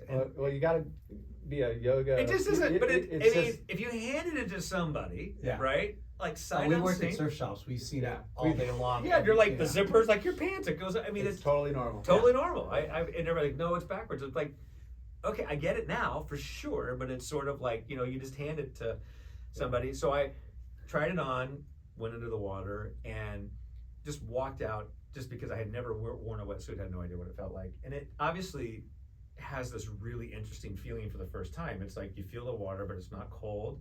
Well, this is interesting. And Yeah. and the snugness of the suit, you know, is actually an anti-anxiety device. It's what they give dogs. You know, dogs Okay. are crazy. Yeah. You're swaddled. You're swaddled. You know, like this is kind of cool. So do that for a little bit, and then it's sort of Without like a board. without a board, just walked in, Just Go like waves. body surfing or? just kind of hanging out, just getting Okay. comfortable. Then, you know, you see people like on foamies, and so it's like I went and bought a boogie board, not even a foamy, like a proper boogie board. And then I started doing that, and then next thing you know, I'm boogie boarding with, you know, 7, 8, 9, 10-year-old kids, and I'm 41, and parents on the beach are like, this feels really odd. Yeah. And Did you get the fins and everything too? no, I got that later because then I realized, oh, I'm late. Oh, you can actually, there's actually like really good things to do about it. So at this point, you start going down the rabbit hole. It's like YouTube, and it's like, oh, they're doing flips. Oh, what are they? Oh, those are fins. What are some fins? Yeah. And so, you know, I did all that, and then at some point, it was like, I'm like the only adult out here doing this with a bunch of kids. Like this feels kind of odd. And so, I Google surf lessons, and Camp Surf came up at El Porto, and still to this day is a great friend of mine, and he has the ultimate VIP pass for anything he wants. His name's Taylor Hine, and he showed up to my very first surf lesson at El Porto, straight out of Central Casting, you know, fucking tats, ripped 6-pack, 20 minutes late, the whole thing. It was like Taylor was van. 20 minutes late. Yeah, it was Okay. perfect. It was great. It was just like perfect, and it was like, this is exactly what I thought I was getting. And said for In me a LA. couple things, right? In LA, at Porto. It's either that or Laird Hamilton. You know, Yeah. you're gonna Right. get one Well, or the we'll other. get to Laird in a second. So it's, you know, it's like 3 or 4 in the afternoon at Porto. It's like dead fucking onshore, you know. So he takes me out, and he's just like, I don't even remember the lesson. Something needs to go. And so then I get out, he just like slings the board, and he's pushing me into a bunch of waves and just telling me to go. And so eventually one time you stand up, and you always remember the first time, right? Yeah. And then you just like, what the Fucking fuck? gliding. Yeah. What the fuck was that? Yeah. And I got out of the water from that. I went to it wasn't Jack's. There was an old surf shop that was sort of right by Manhattan Beach on Marine Street. It's gone now. And I went in and just bought a 9.0 longboard just straight off the rack. And so I just started sort of the journey, and then Just the one lesson, or did you kind of do? I know I went back to him for Okay. a while, and he was great, and it actually became moderately productive. Like, this is, Yeah. you know, the things that you should try. And then, you know, it was great because I started just surfing like these mid-lengths and, you know, longboards, and, you know, San Onofre on a day, and then, you know, just paddling straight out at Malibu with no fucking clue, and just getting yelled at and rocks thrown at you, and it's like, what do You were the Val. oh my God, was I the Val? Totally, and I owned it. And it's sort of like someone kept yelling Mickey Dora, and I'm like, who's he? You know. So interestingly enough, You didn't find like neighbors or friends that were like your age, or it was really hard, and I started making friends in the South Bay for sure. Yeah. You know, at a certain point, they kept getting yelled at so much at El Porto that eventually they El just Porto's a gnarly place to surf. to learn. Yeah, to learn and to surf. Yeah. Like there's To surf, yeah. not like heavy localism, but there is No, dickheads out there, yeah, there's dickheads. like everywhere. Yeah. like everywhere. Yeah. And so we had this event, probably 2013, in downtown Los Angeles. Now I'm down the surfing rabbit hole. Now it's like I'm watching everything. everything. It's sort of like, what is Black and White with Kelly Slater? And it's like, how do I get my hands on that? And it's like, so I'm like reverse engineering probably the last 30 years of your lives in the industry. Yeah. And I'm just getting caught up. Yeah. And I'm talking to people, go, oh my God, there's this thing called the momentum. Have you heard about it? And Yeah. it's like continuance. It's like, who's Taylor Knox? You know what I mean? Yeah. It's just people are like, So you're getting hooked on dude, You got to the know whole- all these names, the all these- culture and everything. dude, Like, and I'm like fire hosing this, right? And I mean, up all night, not sleeping, just mowing through everything I can. So one of the things I distinctly remember was Riding Giants, obviously, which through this sort of period was That's just Laird, right? So it's Laird, it's Greg Knoll, and it was really all about, big wave surfing. And so it starts off in the Waimea days, and you see Greg Knoll, you see the Bull, and you see all that, and then obviously it drifts into Laird and Piahi, and you see the toe moment at Chopu. And you go, wow, this is really amazing. And it's like, well, who's this Laird guy? And it's like big wave, and it's just like, this guy's psycho, and you just start going into all these things. So we're downtown LA, and Oprah's doing one of these seminars, and the guest speaker is Gabrielle Reese. Gabrielle Reese. Yeah. Okay. Laird's wife. Right. Yeah.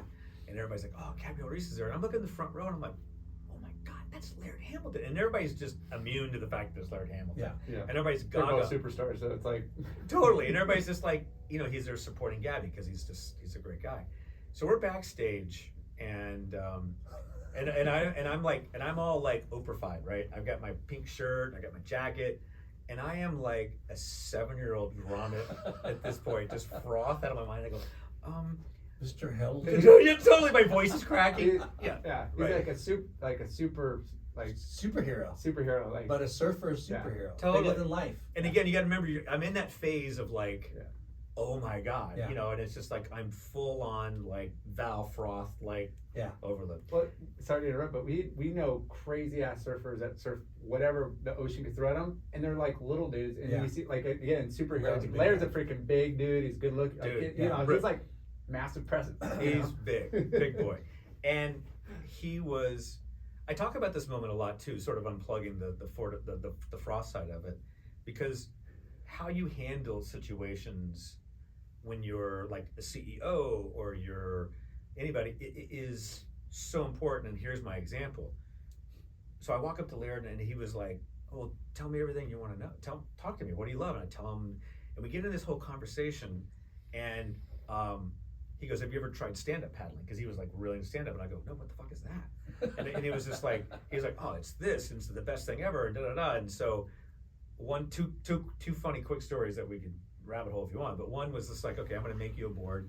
So he introduces me to this guy. So and he goes, "Just call this number." And I'm like, "Oh, okay." And so I call this number, and it's a number up in Santa Cruz. You can figure out who it is pretty quick. And I go, "Hey," and they're like, "Uh-huh." I go, "Laird told me to call you because he said he'd make me a board." And I'm running like OWN right now, right? Yeah. But nobody cares.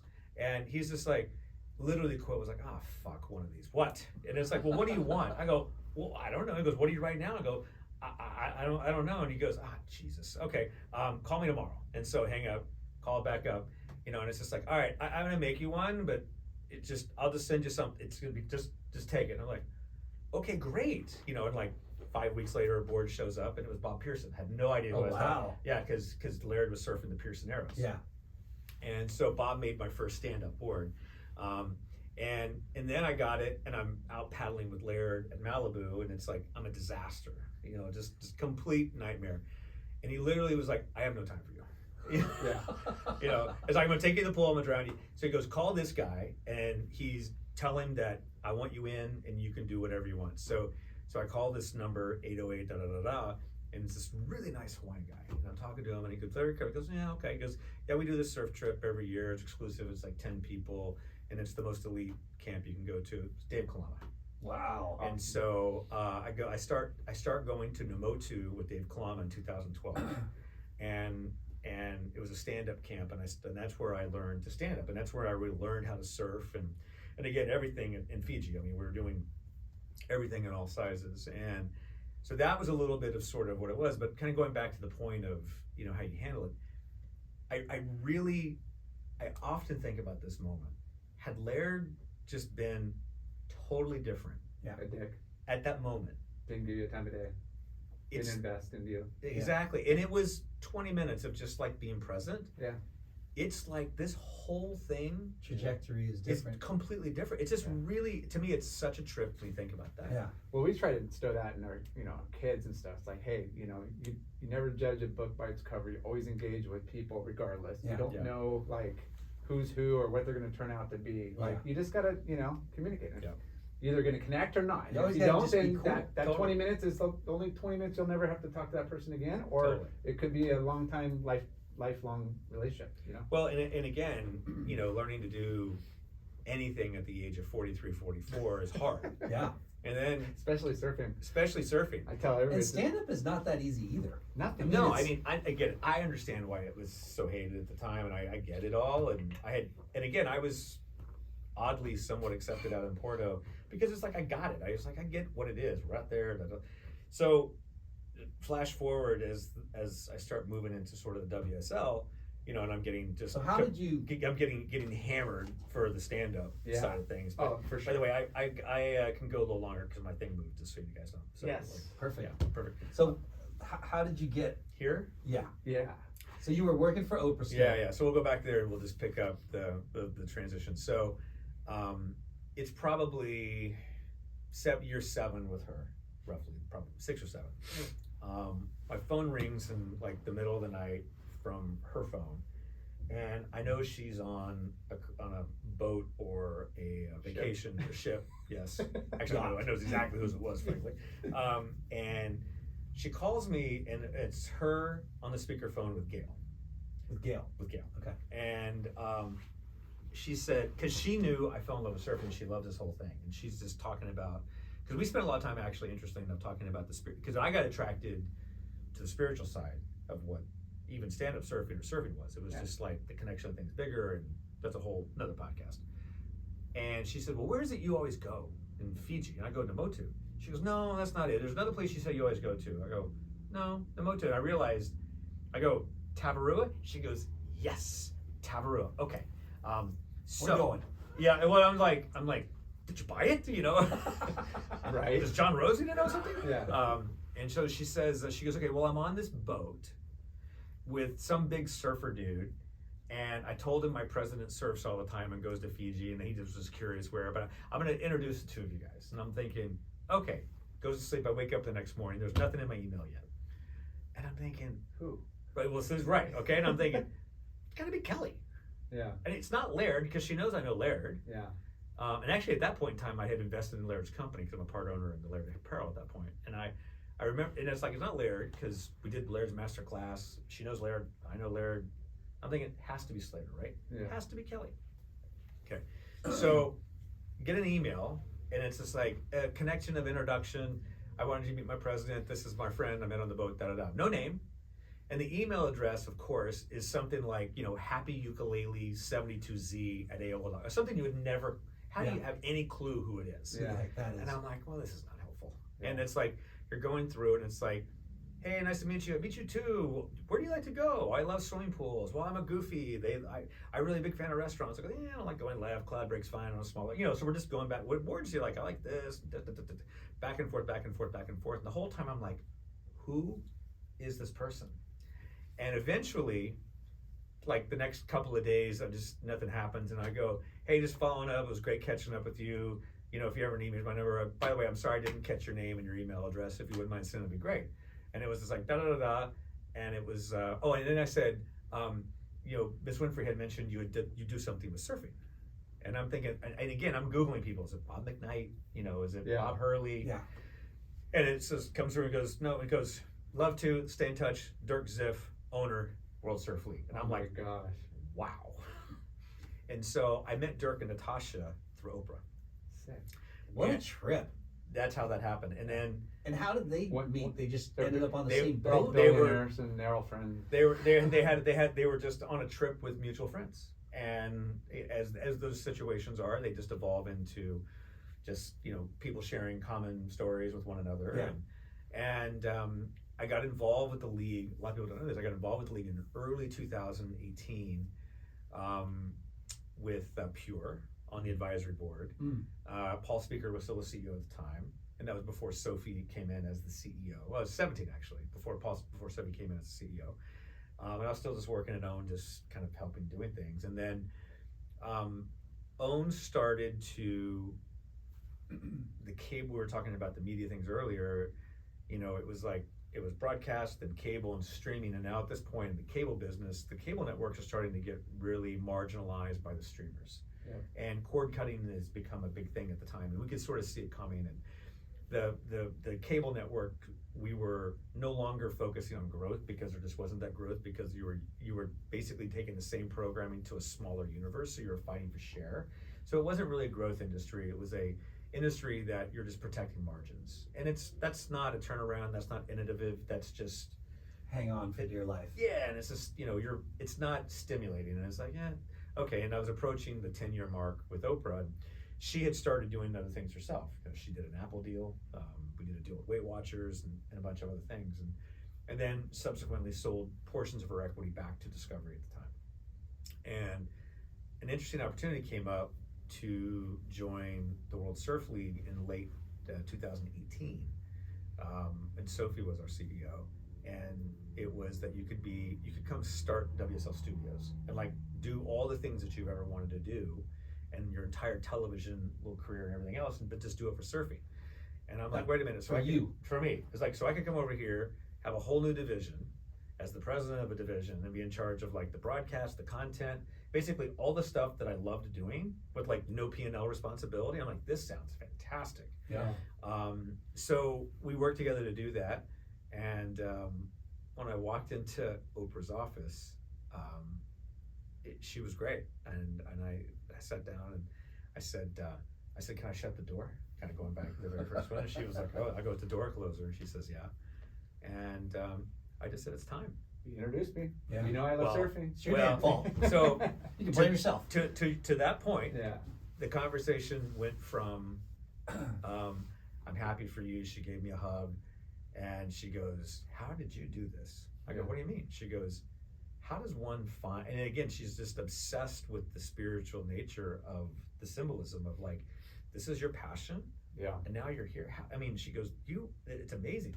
And then toward the end of the conversation, she goes, just so we're clear, this was not the intention when I introduced you to Dirk to have this happen. Yeah, maybe of you course guys go on a not. surf trip or something. Right, Yeah. right. And by the way, I mean, still to this day, we chuckle about it and talk about it, and still connect. And I came here at 19, and we started the foundation for a lot of stuff that we see today on the media side. So like the Ultimate Surfer, we started, and even though the Apple series stuff that we're doing now with Make or Break, the foundation of that was started in 19.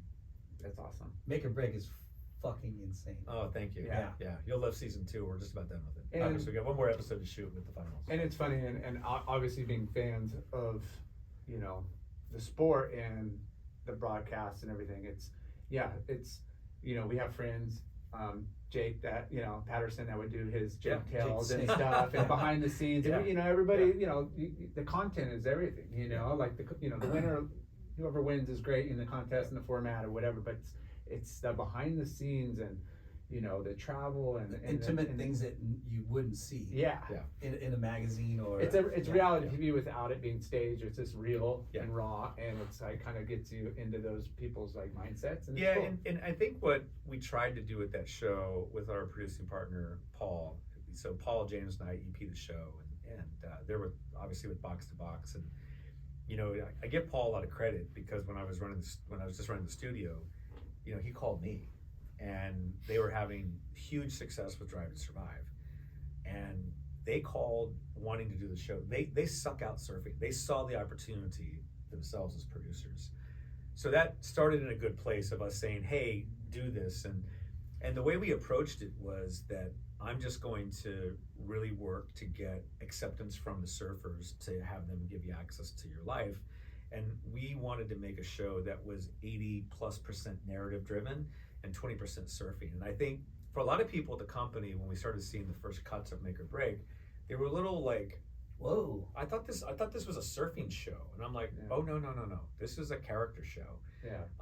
And really showing the world of what surfing is. And it was tremendously successful. Yeah. I mean, it's awesome. And Apple picked up the second season very fast, and we're looking. I mean, the first, just to give you a sneak peek of season 2, no surprise. The first episode, I will say, probably is the single best piece of surf content I've ever seen in my life. Wow. It is. When's it coming out? We don't know exactly when yet, but it is. But the episode starts at absolute pumping pipeline. When Kelly wins? When Kelly wins. Yeah. Yeah, and the cameras are everywhere. Yeah. I was on the beach. There's no crying in surfing, Yeah, Kelly. he cried many times. Yeah. So going back, So you're running the media, Yep, running the media. you know, and then how long did that last? Because you're kind of About a behind year. the scenes. About a year. Pipeline 19, the Gabe Italo final heat. We got lucky about that because Gabe didn't win in Portugal that year, if you remember. And I get a call from Dirk, and asks me if I can meet him for breakfast. He's flying back from Hawaii, and before he goes back to the East Coast, I'm like, yeah, sure. And there was conversations that were happening at the board level, and effectively was like, we think that you are the right person to be the next CEO. And it was, I'm like, I didn't think I was gonna have to work that hard, and I was just like, okay. So, Yeah.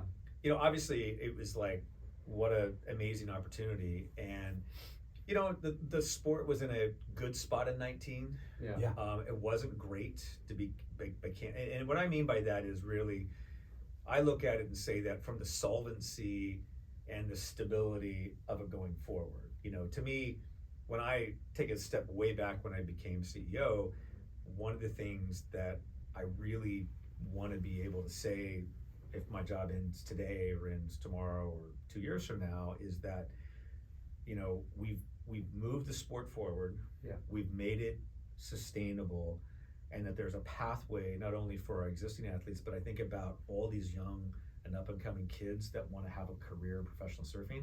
I want to be able to say that what we were able to achieve through this era is that it's the stabilization and the absolute sustainability set up for pro surfing forever. So Yeah. there's never a question of it ever not making it.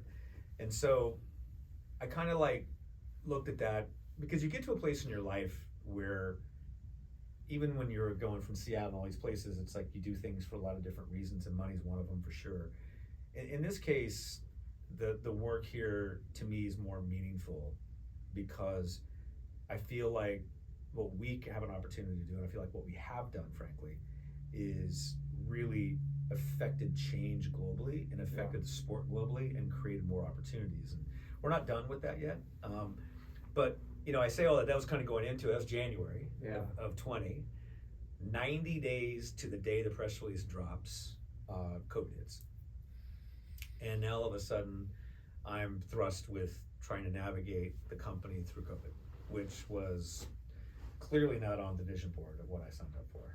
And I knew then and there, it's like, okay, I'm going to be here for a while, because you know, the sport was in trouble. And look, I it may go without saying, and it may be Captain Obvious, but the depth by which our ownership group stood by the company, stood by the surfers, and maintained the long view that there are better days ahead can't be said enough.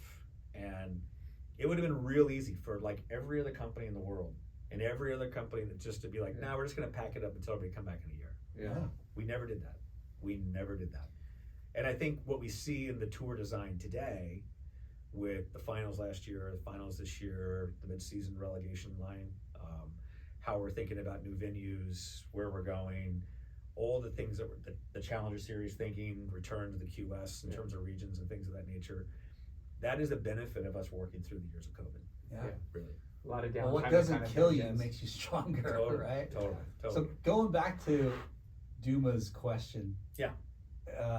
Damien Fairnford. Yeah, I love Duma. He said he wanted me to ask you, right? Like, when you first got the job, what was your expectation of what you wanted to achieve? So I do it from the CEO lens versus the studio lens. I think what I wanted to achieve at that point in time was to create the sport and the organization to a place where we more professionalize, you know, the rigor of what we've done. Because I didn't think in 2020 when I became CEO that we had a real clear identity as a league. I don't think we had a real clear vision about what we wanted to do. We put on a bunch of events, you had a bunch of points, and whoever had the most points at the end of the year sort of wins the title. It's a very challenging sport then and still today, and it's an opportunity, by the way, to broaden the aperture of people to get into the sport and understand our sport. Our sport is very hard to understand. If you are not closely aligned with it, it's really hard to understand. Yeah. And I've learned that firsthand by like the deals I've done with ABC with Make or Break, or talking to the executives at Apple. It's hard to understand. It's hard to onboard them. So what I had believed I would do to get to Duma's question was like, okay, that's what we're going to do. We're going to really clarify the branding. We're going to clarify this. We're going to create a path to sustainability.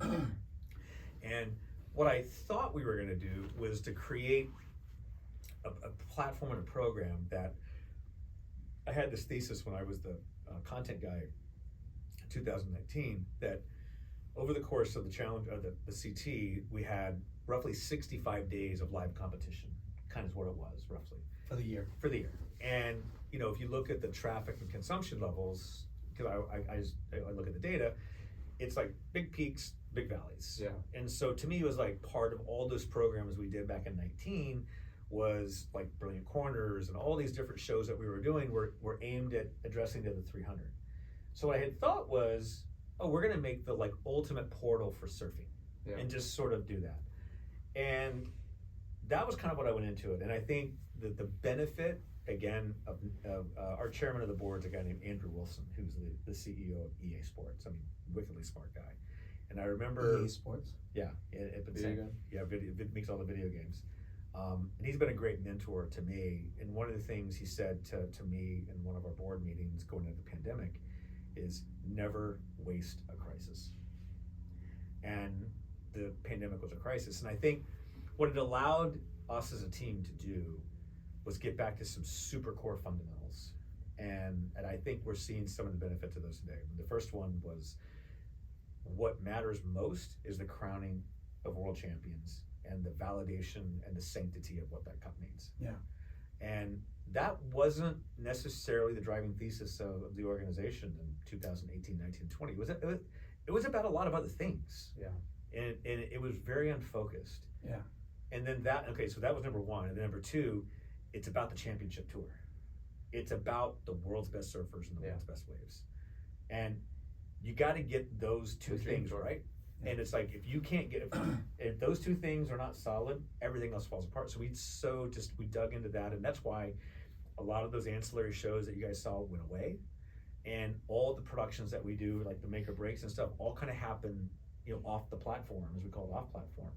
So it doesn't interfere with the focus of what we are. And so we just dug in, and then, Jesse and Dave and all of us. WSL wants to be a media company, right? Well, we are a media company, and really, but it wasn't ever a focus until so we got to read. But I think we were confused. I think it's a really good question. So what is a media company, I think, is sort of the first thing. And I think what happened is that we knew you needed to be a media company, right? And so we created a bunch of other things. Hey, Cam.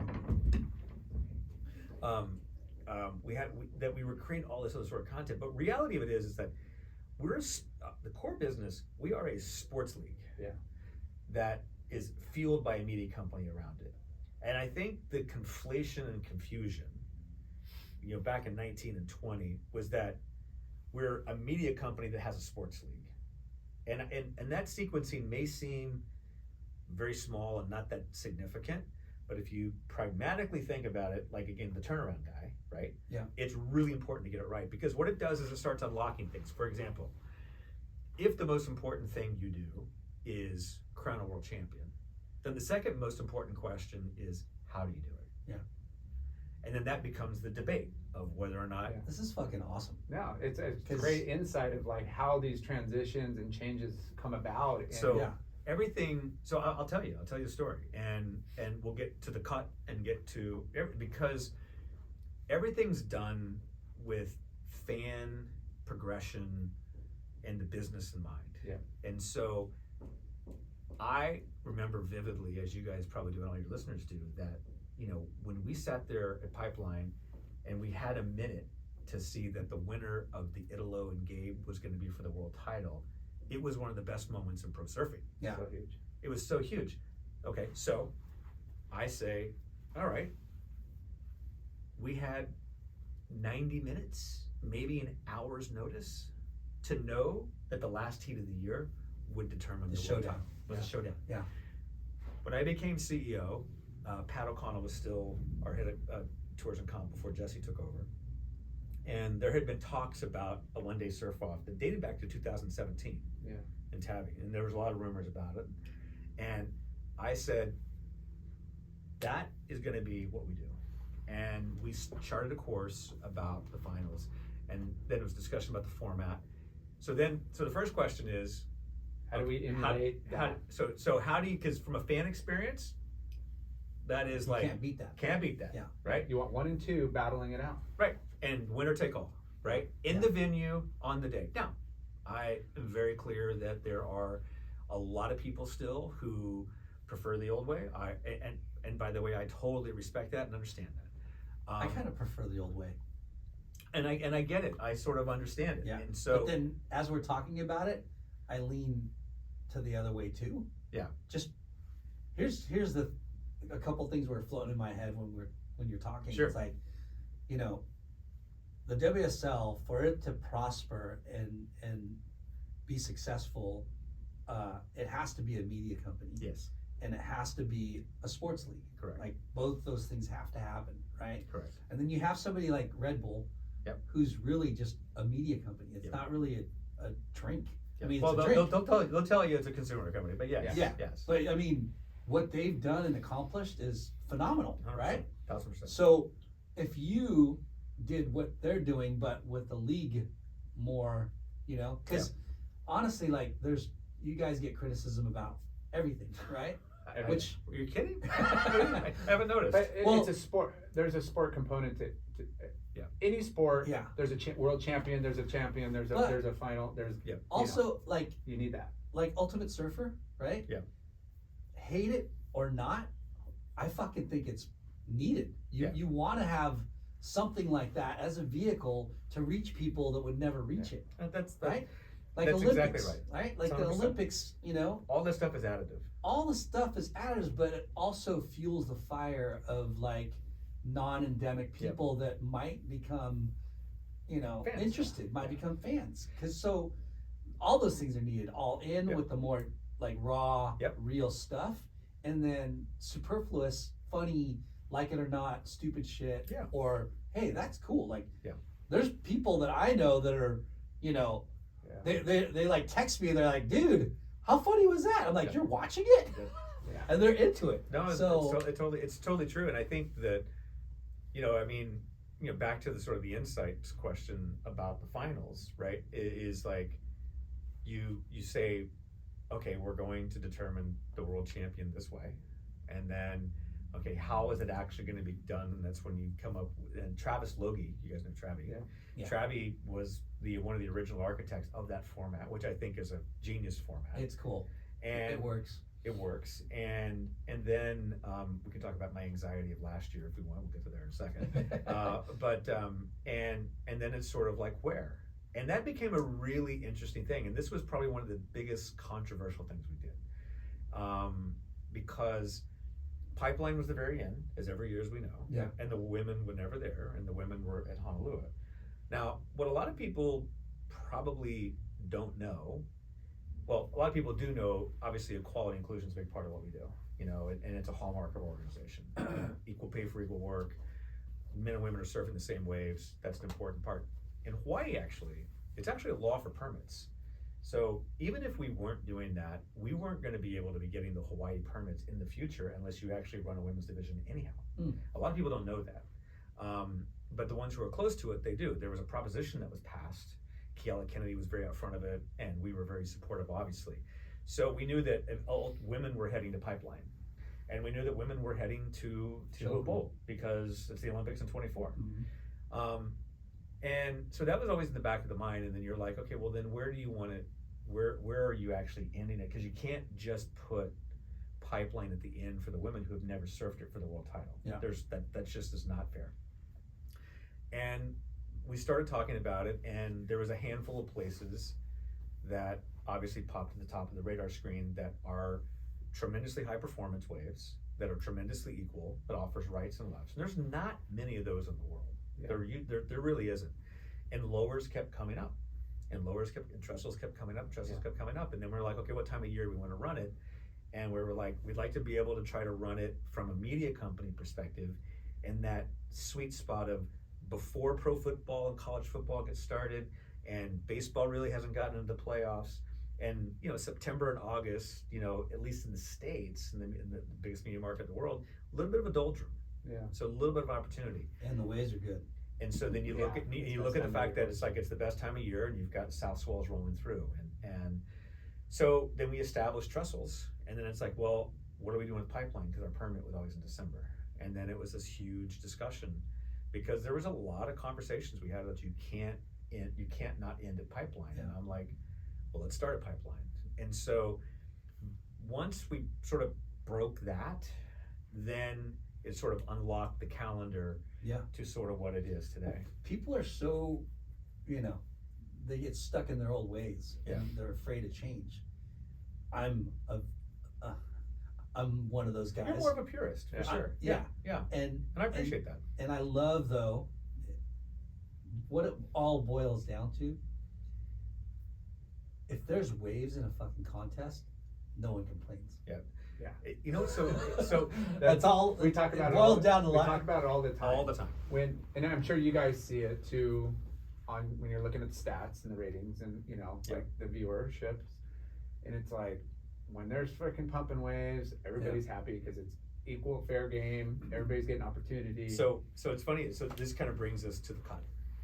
So exactly what you're both saying. So I talk about this a lot in the company. And sometimes publicly if people ask, but sometimes they're more interested in, where's Kelly surfing and is he retiring? I was like, oh, okay, I'll take that too. But there's three baskets that really make a successful CT event, okay? It's the waves, so to your point, regardless of where it is, if it's pumping, you're watching, all right? Yeah. 2, it's the athletes, it's the star power. Star power matters. I mean, I can sit here and tell you when Gabe and Kelly touch the water versus somebody else. Yeah. It's just like, it's noticeable as night and day.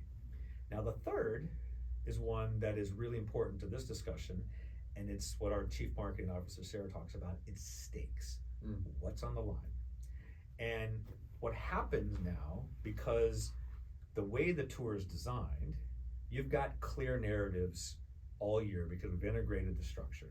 So just to take the structure a bit further, we're starting at the most revered, heaviest wave on the planet.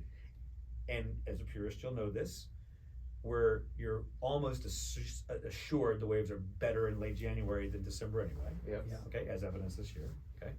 So you have waves, you have star power, and you have stakes to this pipeline.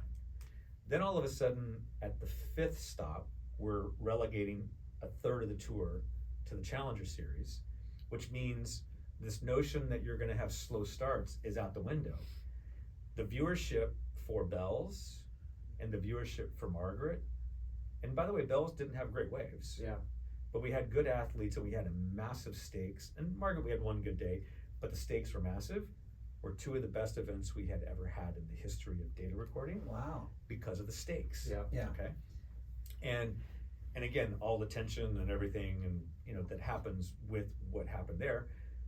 Then you have the back half. We had a really poor wave window at G-Land, so that was pedestrian. Brazil, we actually did pretty well with surf. El Salvador, we had a lot of crappy days, but we had like 4 hours where it was epic. Yeah. J-Bay, knocked the screws off the ball. Yeah. Was just all-time J-Bay, and we all saw what happened in Tahiti. What happens now, because you introduce stakes, if you look at the year, you've got the front door, you got the relegation, and then you have the fight for the final 5, and then you have the to 1. Then you have the final 5 all to these 1. peaks. Yeah. So from a fan perspective, marathon. That's right. So instead of it being, and this is the purist side, which Marathon. From your side, it's like, hey, they're tested all year. You shouldn't have to lose it in one day. It's not wrong. So the anxiety I had last year was Gabe had literally ran away and hid. If you remember his lead he had was so massive. And by the way, Gabe and I have a great relationship. I'll never forget. If he loses, oh my God, you are going to be the. Oh my God, oh my God. We were at the press conference last year, and he does an interview in the New York Times, and basically before it happens, it's like pre-negotiating the downside. It's like, I don't think this format's fair, and I should already have it. He's the purist because we hadn't run it yet, and I'm like, like, dude, I got the number one surfer in the world is like torching me in the New York Times before we get there. Now, granted, he wins. Afterwards, we had a big chuckle that night at the party. Yeah. And he's just like, no, I think it's a lot of fun. I'm like, okay, of course you do. Well, it is if you're the surfer and you've won more contests than everybody else, and you run away with it, and historically, you crown that champion. That's right. So, wrapping our heads around the new system, because like we said, like change is hard. Change is Why, hard. Change is hard. Yeah, why fix it if it's not broken, but it could be better. So it's kind of like, you know, like. And like we said earlier, like we want the WSL to succeed. Of course, we all do. So if that was the two most watched, viewed shows because of what you guys did, You're doing something right. then you're doing something right. Yeah, right? and look, the finals was the most watched day in pro surfing history by a mile. Wow. You know, last year. My only criticism is you got 5 guys at lowers and there's a lot of unridden waves. Mm-hmm. You know, Mm-hmm. like I would like to see a best 2 out of 3 final for the final 2. They do. They do. That's what it is. So the champ so What do you like, Gabe and Yeah. So that's the way it works. So it's by the way, I'm glad you said this because this was a little confusing when we introduced it, and this year we're trying to make it a lot more clear. So the way the matches work, as you know, it's like 5 and 4 surf. The winner surfs 3. The winner surfs 2. Yeah. Okay. The winner of the third match has to compete against the 1 seed, and the 1 seed or the 2 seed, whoever it is, has to win 2 out of 3. 2 out of 3. Yeah. Okay. Yeah. Was that last year? Yeah. So Gabe won 2, and if you recall, on the women's side, Tati won the first heat. Tati won the first one. Oh, Carissa won the second heat. Yeah. And then Tati was 1 turn away from winning the third heat. That's right. I listened to Prodan's interview with her the other day, and Yeah. I was just like, wow. Yeah. How heartbreaking, and you know. She was great in the second season of Make or Break. It wasn't on the pre-tease. Yeah. I've already seen it. It's Well, good. her backhand, I mean, was mental. And speaking about All In, that how Sage and her at Mexico, Oh, that was heavy. fucking awesome. It was good, wasn't it? It was like, because Sage is, She's all barky, and Tati's like, "What are you talking about?" Yeah. It was good. it's like, hey, we're in a competition, you got a jersey on. Yeah. Right? That's Yeah. how it should be. That's how Yeah. it should be. And then, But Sage is like Yeah. super like cutesy and like, you wouldn't think she would be No. throwing F-bombs. And you're like, Sorry. yeah. That's how it should be. Well, Yeah. what I also saw, I think sort of back to the stakes thing, Yeah. with going into the finals, we really saw this year, certainly hearing it in J-Bay and seeing it play out at Tijuana was the importance of making it, and then the importance of the seeding has created this whole new back season dynamic that we had never had before. And Brissa Hennessy, who comes out of the gate completely strong. Obviously, she wins Sunset, and she is a great story. Falls off the tour last year, requalifies through the QS, does okay, winds up winning Sunset. She's in the yellow jersey, and she's on the outside looking in, and she makes her heat against Lakey on Tahiti, and is in the boat, like visibly crying and losing control because of the importance of making the finals. It's so crazy. Gnarly. It's gnarly, and so what's happened is, you watch it and it's like, oh my gosh, it's like, I don't want to say it's working because that feels like it's a very arrogant point of view. Yeah. But the intention, as we would say, of trying to create drama into that to set something up so that fans can buy into it, and it mattered. And listen, the numbers for Tahiti, we haven't released them yet, and I will after the finals, are a bonanza. Really? Yeah, again, it's like, let's go to the 3 things: waves, athletes, and stakes. And it's like, okay, well, Kelly's in the freaking semis. It is classic Chopu, just Can we just give Kelly shit right now, though? Why did he let this little whippersnapper take him out in the first fucking 5 minutes? Well, it's a better question for Kelly. Yeah. What's up, goat? Yeah, you can ask Kelly that question. It's he and I had a couple of lively chats before he paddled out. But look, I think at the end of the day, he was waiting for the proper choke set. Yeah. The swell was sort of dying down. Kali just went underneath and dropped effectively a 16 on him. Yeah. And then Kelly had to make a decision in the I have heat. to sit and wait now. I have to wait for the 8. Wait That's for the what 9. usually he does to people, but that was so. It was It frustrating. was a bummer, It was a bummer. but it was also cool to see the local guy Yeah, and you know, and it was, switch foot and pump in the barrel. first of all, that was the heaviest thing I saw all week. Yeah.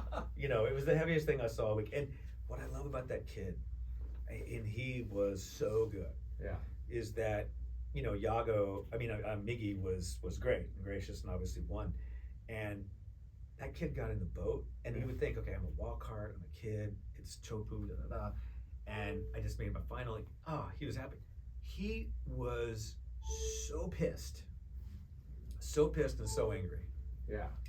So anyway, it was like, there is some Yeah, fire. fire. There's Yeah. some fire in this kid. He's coming back. So Yeah, I think mixing up the events too, like you have your, you know, snapper, or you have pipe, or you have choke, you have J-Bay, all the spots that Yeah. should be on tour because it Yeah. brings out the best of the athlete, and Yeah. it's always a good time Mhm. here.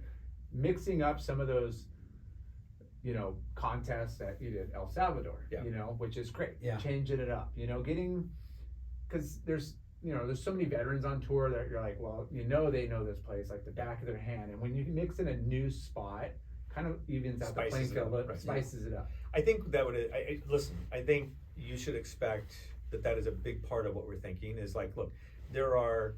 Like the search, right? The- Rick Crow, right, yeah. hey, every year we're picking a different spot. That's right. I mean, there are must-have waves every year that For we've got to sure. go to for sure, Definitely. right? And I think a big part of what we've got to do as we start imagining the next 5 years for the CT Yeah. is like, what are some surprise and delight places we can go? What are some places like, oh, rad, we're going there? You know, I Yeah. mean, there's a lot of CT caliber waves in the world. Yeah. For sure. But So- there's so many moving parts with, you know, working it out with the country and sponsors and Yeah. logistics and, you know, It takes a but couple years to get there's a set lot up. of good ones around the world. There's a lot of great ways around the world. Is it difficult to acquire those sponsors, these mega sponsors, like not Don Julio, Jose Cuervo did. Jose Cuervo, Cuervo, Corona. and Corona. You know, I think sponsorship is a really important part of what we do. Yeah. And part of what all of our sponsors are looking for, which is why I think this 3-tier design is so powerful now, is from a business planning perspective, we now can go to partners and say, here are the moments in this season that you can depend on. There's a great celebration at the beginning. There's this mid-season relegation issue that happens. There's the fight for the final 5, and then there's the finals. And so we now can talk to people like, here are the narratives, and where does your brand play into it? It's like, well, we really like, you know, Titan Bright and you know, Searchy. Like Quicksilver's a great example with G-Land. The jungle TV and the whole jungle thing in G-Land, great. And J-Bay, it's a huge thing for Corona. And so what the sponsors need is long-term visibility. And then there's a lot of other dynamics that go into it. Then there's like the time zone that is for the globe. Beach activation's a big one. You know, can you activate on the beach? So that's an important thing for not just the titles, but for the other ones. So there's a lot of different dimensions that sort of happen. Like when you go to Brazil in Saquarema, there's 70,000 people on the beach, and the beach activation looks like, I mean, it is. It makes US Open look like. It makes it's shocking. I mean, I went there this year, and it was mind-numbing the number of people. It was a lay day. 30 knot onshore wind, blowing rain. There was 40,000 Brazilians on the beach just in the activation zone. It's a festival. Yeah. And I'm like, aha. You know, and these are the things that you start unlocking. So every stop and venue is different because you can't do it the same. I mean, there's not a lot of beach activation we can do at Pipeline. We have to do it in the park, you know, and when we're working out of the back of houses. And in Tahiti, there's no hotels. You're living with the locals. Yeah. So everything's different, and then what we do is we take the vision of how we sort of take the competitive balance, where we want to be, what are those notes, what's the structure, how do we have the waves be the full complement, barrels, rights, lefts, and Jesse does a great job of that. And then we start laying in that, and then we sit back and go, okay, now from a sponsor perspective, how do we sort of like stitch it all together? I mean, as you mentioned earlier, you know, first and foremost, you're a surf league, and crowning a champ's like prior number 1. Yeah. Then you got the content side and the media side. You know, me and Lennon and you know, we talk about this all the time. Is, you know, surfing has so many like subcultures and demographics within surfing. You got the jock, which is again, World Surf League is kind of the jock portion of surfing, for sure, because it's just the competitive side. And then you have all these little sub cultures, whether it's longboards or air or big wave or this and Mid-length and, fish. and it's like, you know, from a fan, and again, I'm a, you know, first and foremost a high performance like shortboarder, you know. Oh, are you? Of course, I do have a mid-length there, and I do. But wild cards available. yeah, you know, but how do you, you know, how do you appease to a bigger audience by, you know, investing in some of those other? That's great. I mean, look, I think air, specialty, retro, you know, like the Momentum guys just did their Maldives event. Look, I think a couple of things. One is, you know, this is where focus is really important. Yeah. And understanding who you are and understanding who you're not. Yeah. And so with longboard, for example, we are going to take the longboard discipline. We brought it in-house. We've hired Kira, who's an amazing leader for us on the tour. And we've decided that we're going to award world titles for longboard. Nice. And so now we have a pathway this year, and we'll have our world championships in Malibu this year. And then the following year we'll have a tour, and we will set it up sustainably and perpetually so it can stand on its own 2 feet, just like we do for the CT. And that is going to be for longboard. Big wave's a little bit different because we basically just do 2 events. We do a tow event in Nazare, and we do obviously the paddle event in Piahi. Yeah. Is there a world where we'll have a world big wave tour like we used to? Maybe, if the economics pan out. That's it's a different one. Yeah. But I think when you get to the other things like the air tours, you know, all these other sort of things, that today doesn't fit sort of within the prism of who we are. Yeah. And you know, the one of the last things I'll leave you with this is, in turning around companies, and I say this a lot here, is that it's really important to know who you are. It's more important to know who you're not. Yeah. And I think that if I'm critical of either my work here and in areas that I could be better as a leader, I think I could have been better earlier on by being clear about who we're not. Yeah. You know, I think what we're a company at getting better at now is knowing who we are. Yeah. No, I like what you're saying, because it makes sense talking to you now. Like, there's so many times that we were, what do they call them? Armchair quarterbacks, and Monday morning, whatever. Yeah. But it's like, it's interesting because, you know, the way you're renovating the tour, you know, potentially that's going to make the tour better. And that's what your vision is. That's it. I mean, and I think that's what if you strengthen the CT, it strengthens the Challenger Series. Yeah. It makes the region stronger. Yeah. And then that gives you permission and the ability, I think, to do more. Yeah, and I don't want to mislead you. Like, I think you need an air tour and all these tours. I think it's just investing into like specialty events that you know is kind of like one-offs or you know, hey, we're gonna do one of these a year or 2 of these and stuff, and just being a little bit more, again, like. Well, you're talking about something that's important too. So there's this whole other culture that you're talking about. Yeah. I mean, again, Dave Proden, as we love, you know, is like uber fan of Dane Reynolds. You know, for sure. It's sort of like, you know, Dane's one of the most gifted surfers on the planet. And he would draw a huge audience. 100%. Yeah. And I think the question for us, you know, as we sort of continue to focus on this 3-tier system that we have and continue to grow it and stabilize it, those opportunities become very obvious. You know, now that we have proper off seasons for the CT, what can you do in the off season? You know, can you do something interesting like Kelly did at the Maldives? Yeah. And it's like, okay, great. And it's like, what are those opportunities? And I think that oftentimes when you're trying to focus organizations, you get the shiny ball. You know, do you remember the movie Up? Yeah. You know, squirrel. Everybody, squirrel. The dog gets distracted by the squirrels. We use that analogy around here a lot of time. It's just sort of you get distracted with the squirrels. And it's like, okay, stop looking at the squirrels. Let's get back over here. So yes, I think this is my call. Okay. Yeah. One last question. We heard Kelly wants to create a Masters tour, 50 and over. Does he? And he wants another 11 titles in the Masters division. Amen. only if you and I both are getting wild cards. Yeah. Yeah. Well, there should be, and there should be like an industry heat. You know, industry We've heats. done a few of these, if you've seen, we've done some of these Legends heats. Legends heats are great. Yeah, and we do them in the middle of the broadcast. It's something that's interesting. People kind of gravitate to these Legends heats. We had one with Aki and Bells, remember? Yeah. Hey, KT, ready to go? Yeah. Okay. Will That's okay. you throw my bag together for me? I'll be right up there. Thank you. What? No, I'm talking about like, okay, Kelly's got I don't know. Yes. Dane's got former. Yep. Julian Wilson Julian's has got Rivia. Rivia, yeah. Who else? Like Well, John's got John's got Florence. John's got Florence, yeah. So that would be sick to have like, Yeah. But all those things become and then the reps. all the and then the people who are working I at see it. where the angle's coming from. Yeah. Right. Yeah. You know, surf ranch or I tabby. was gonna say, and it's a surf ranch. Yes. Listen, I appreciate the fact that surf ranch only came up twice at the beginning and the end. It's Yeah. like it usually comes up Well, like every you know, 5 minutes. we're gonna start a pool tour. You know, world pool tour. Yeah.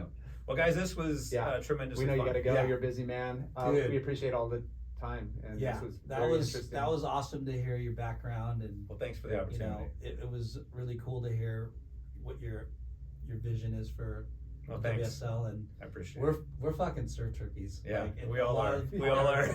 all our fans are too, and Yeah. not fans but listeners, and yeah, we appreciate what you guys are doing. Well, thanks a Keep lot. up the good work. All right. Thank you. Peace Let's out, do it. guys. Let's do it again. Yeah. Yes, please. All right. Thank you guys. Thank you. Appreciate Peace. it. That was awesome. Yeah. All right, I got to do one.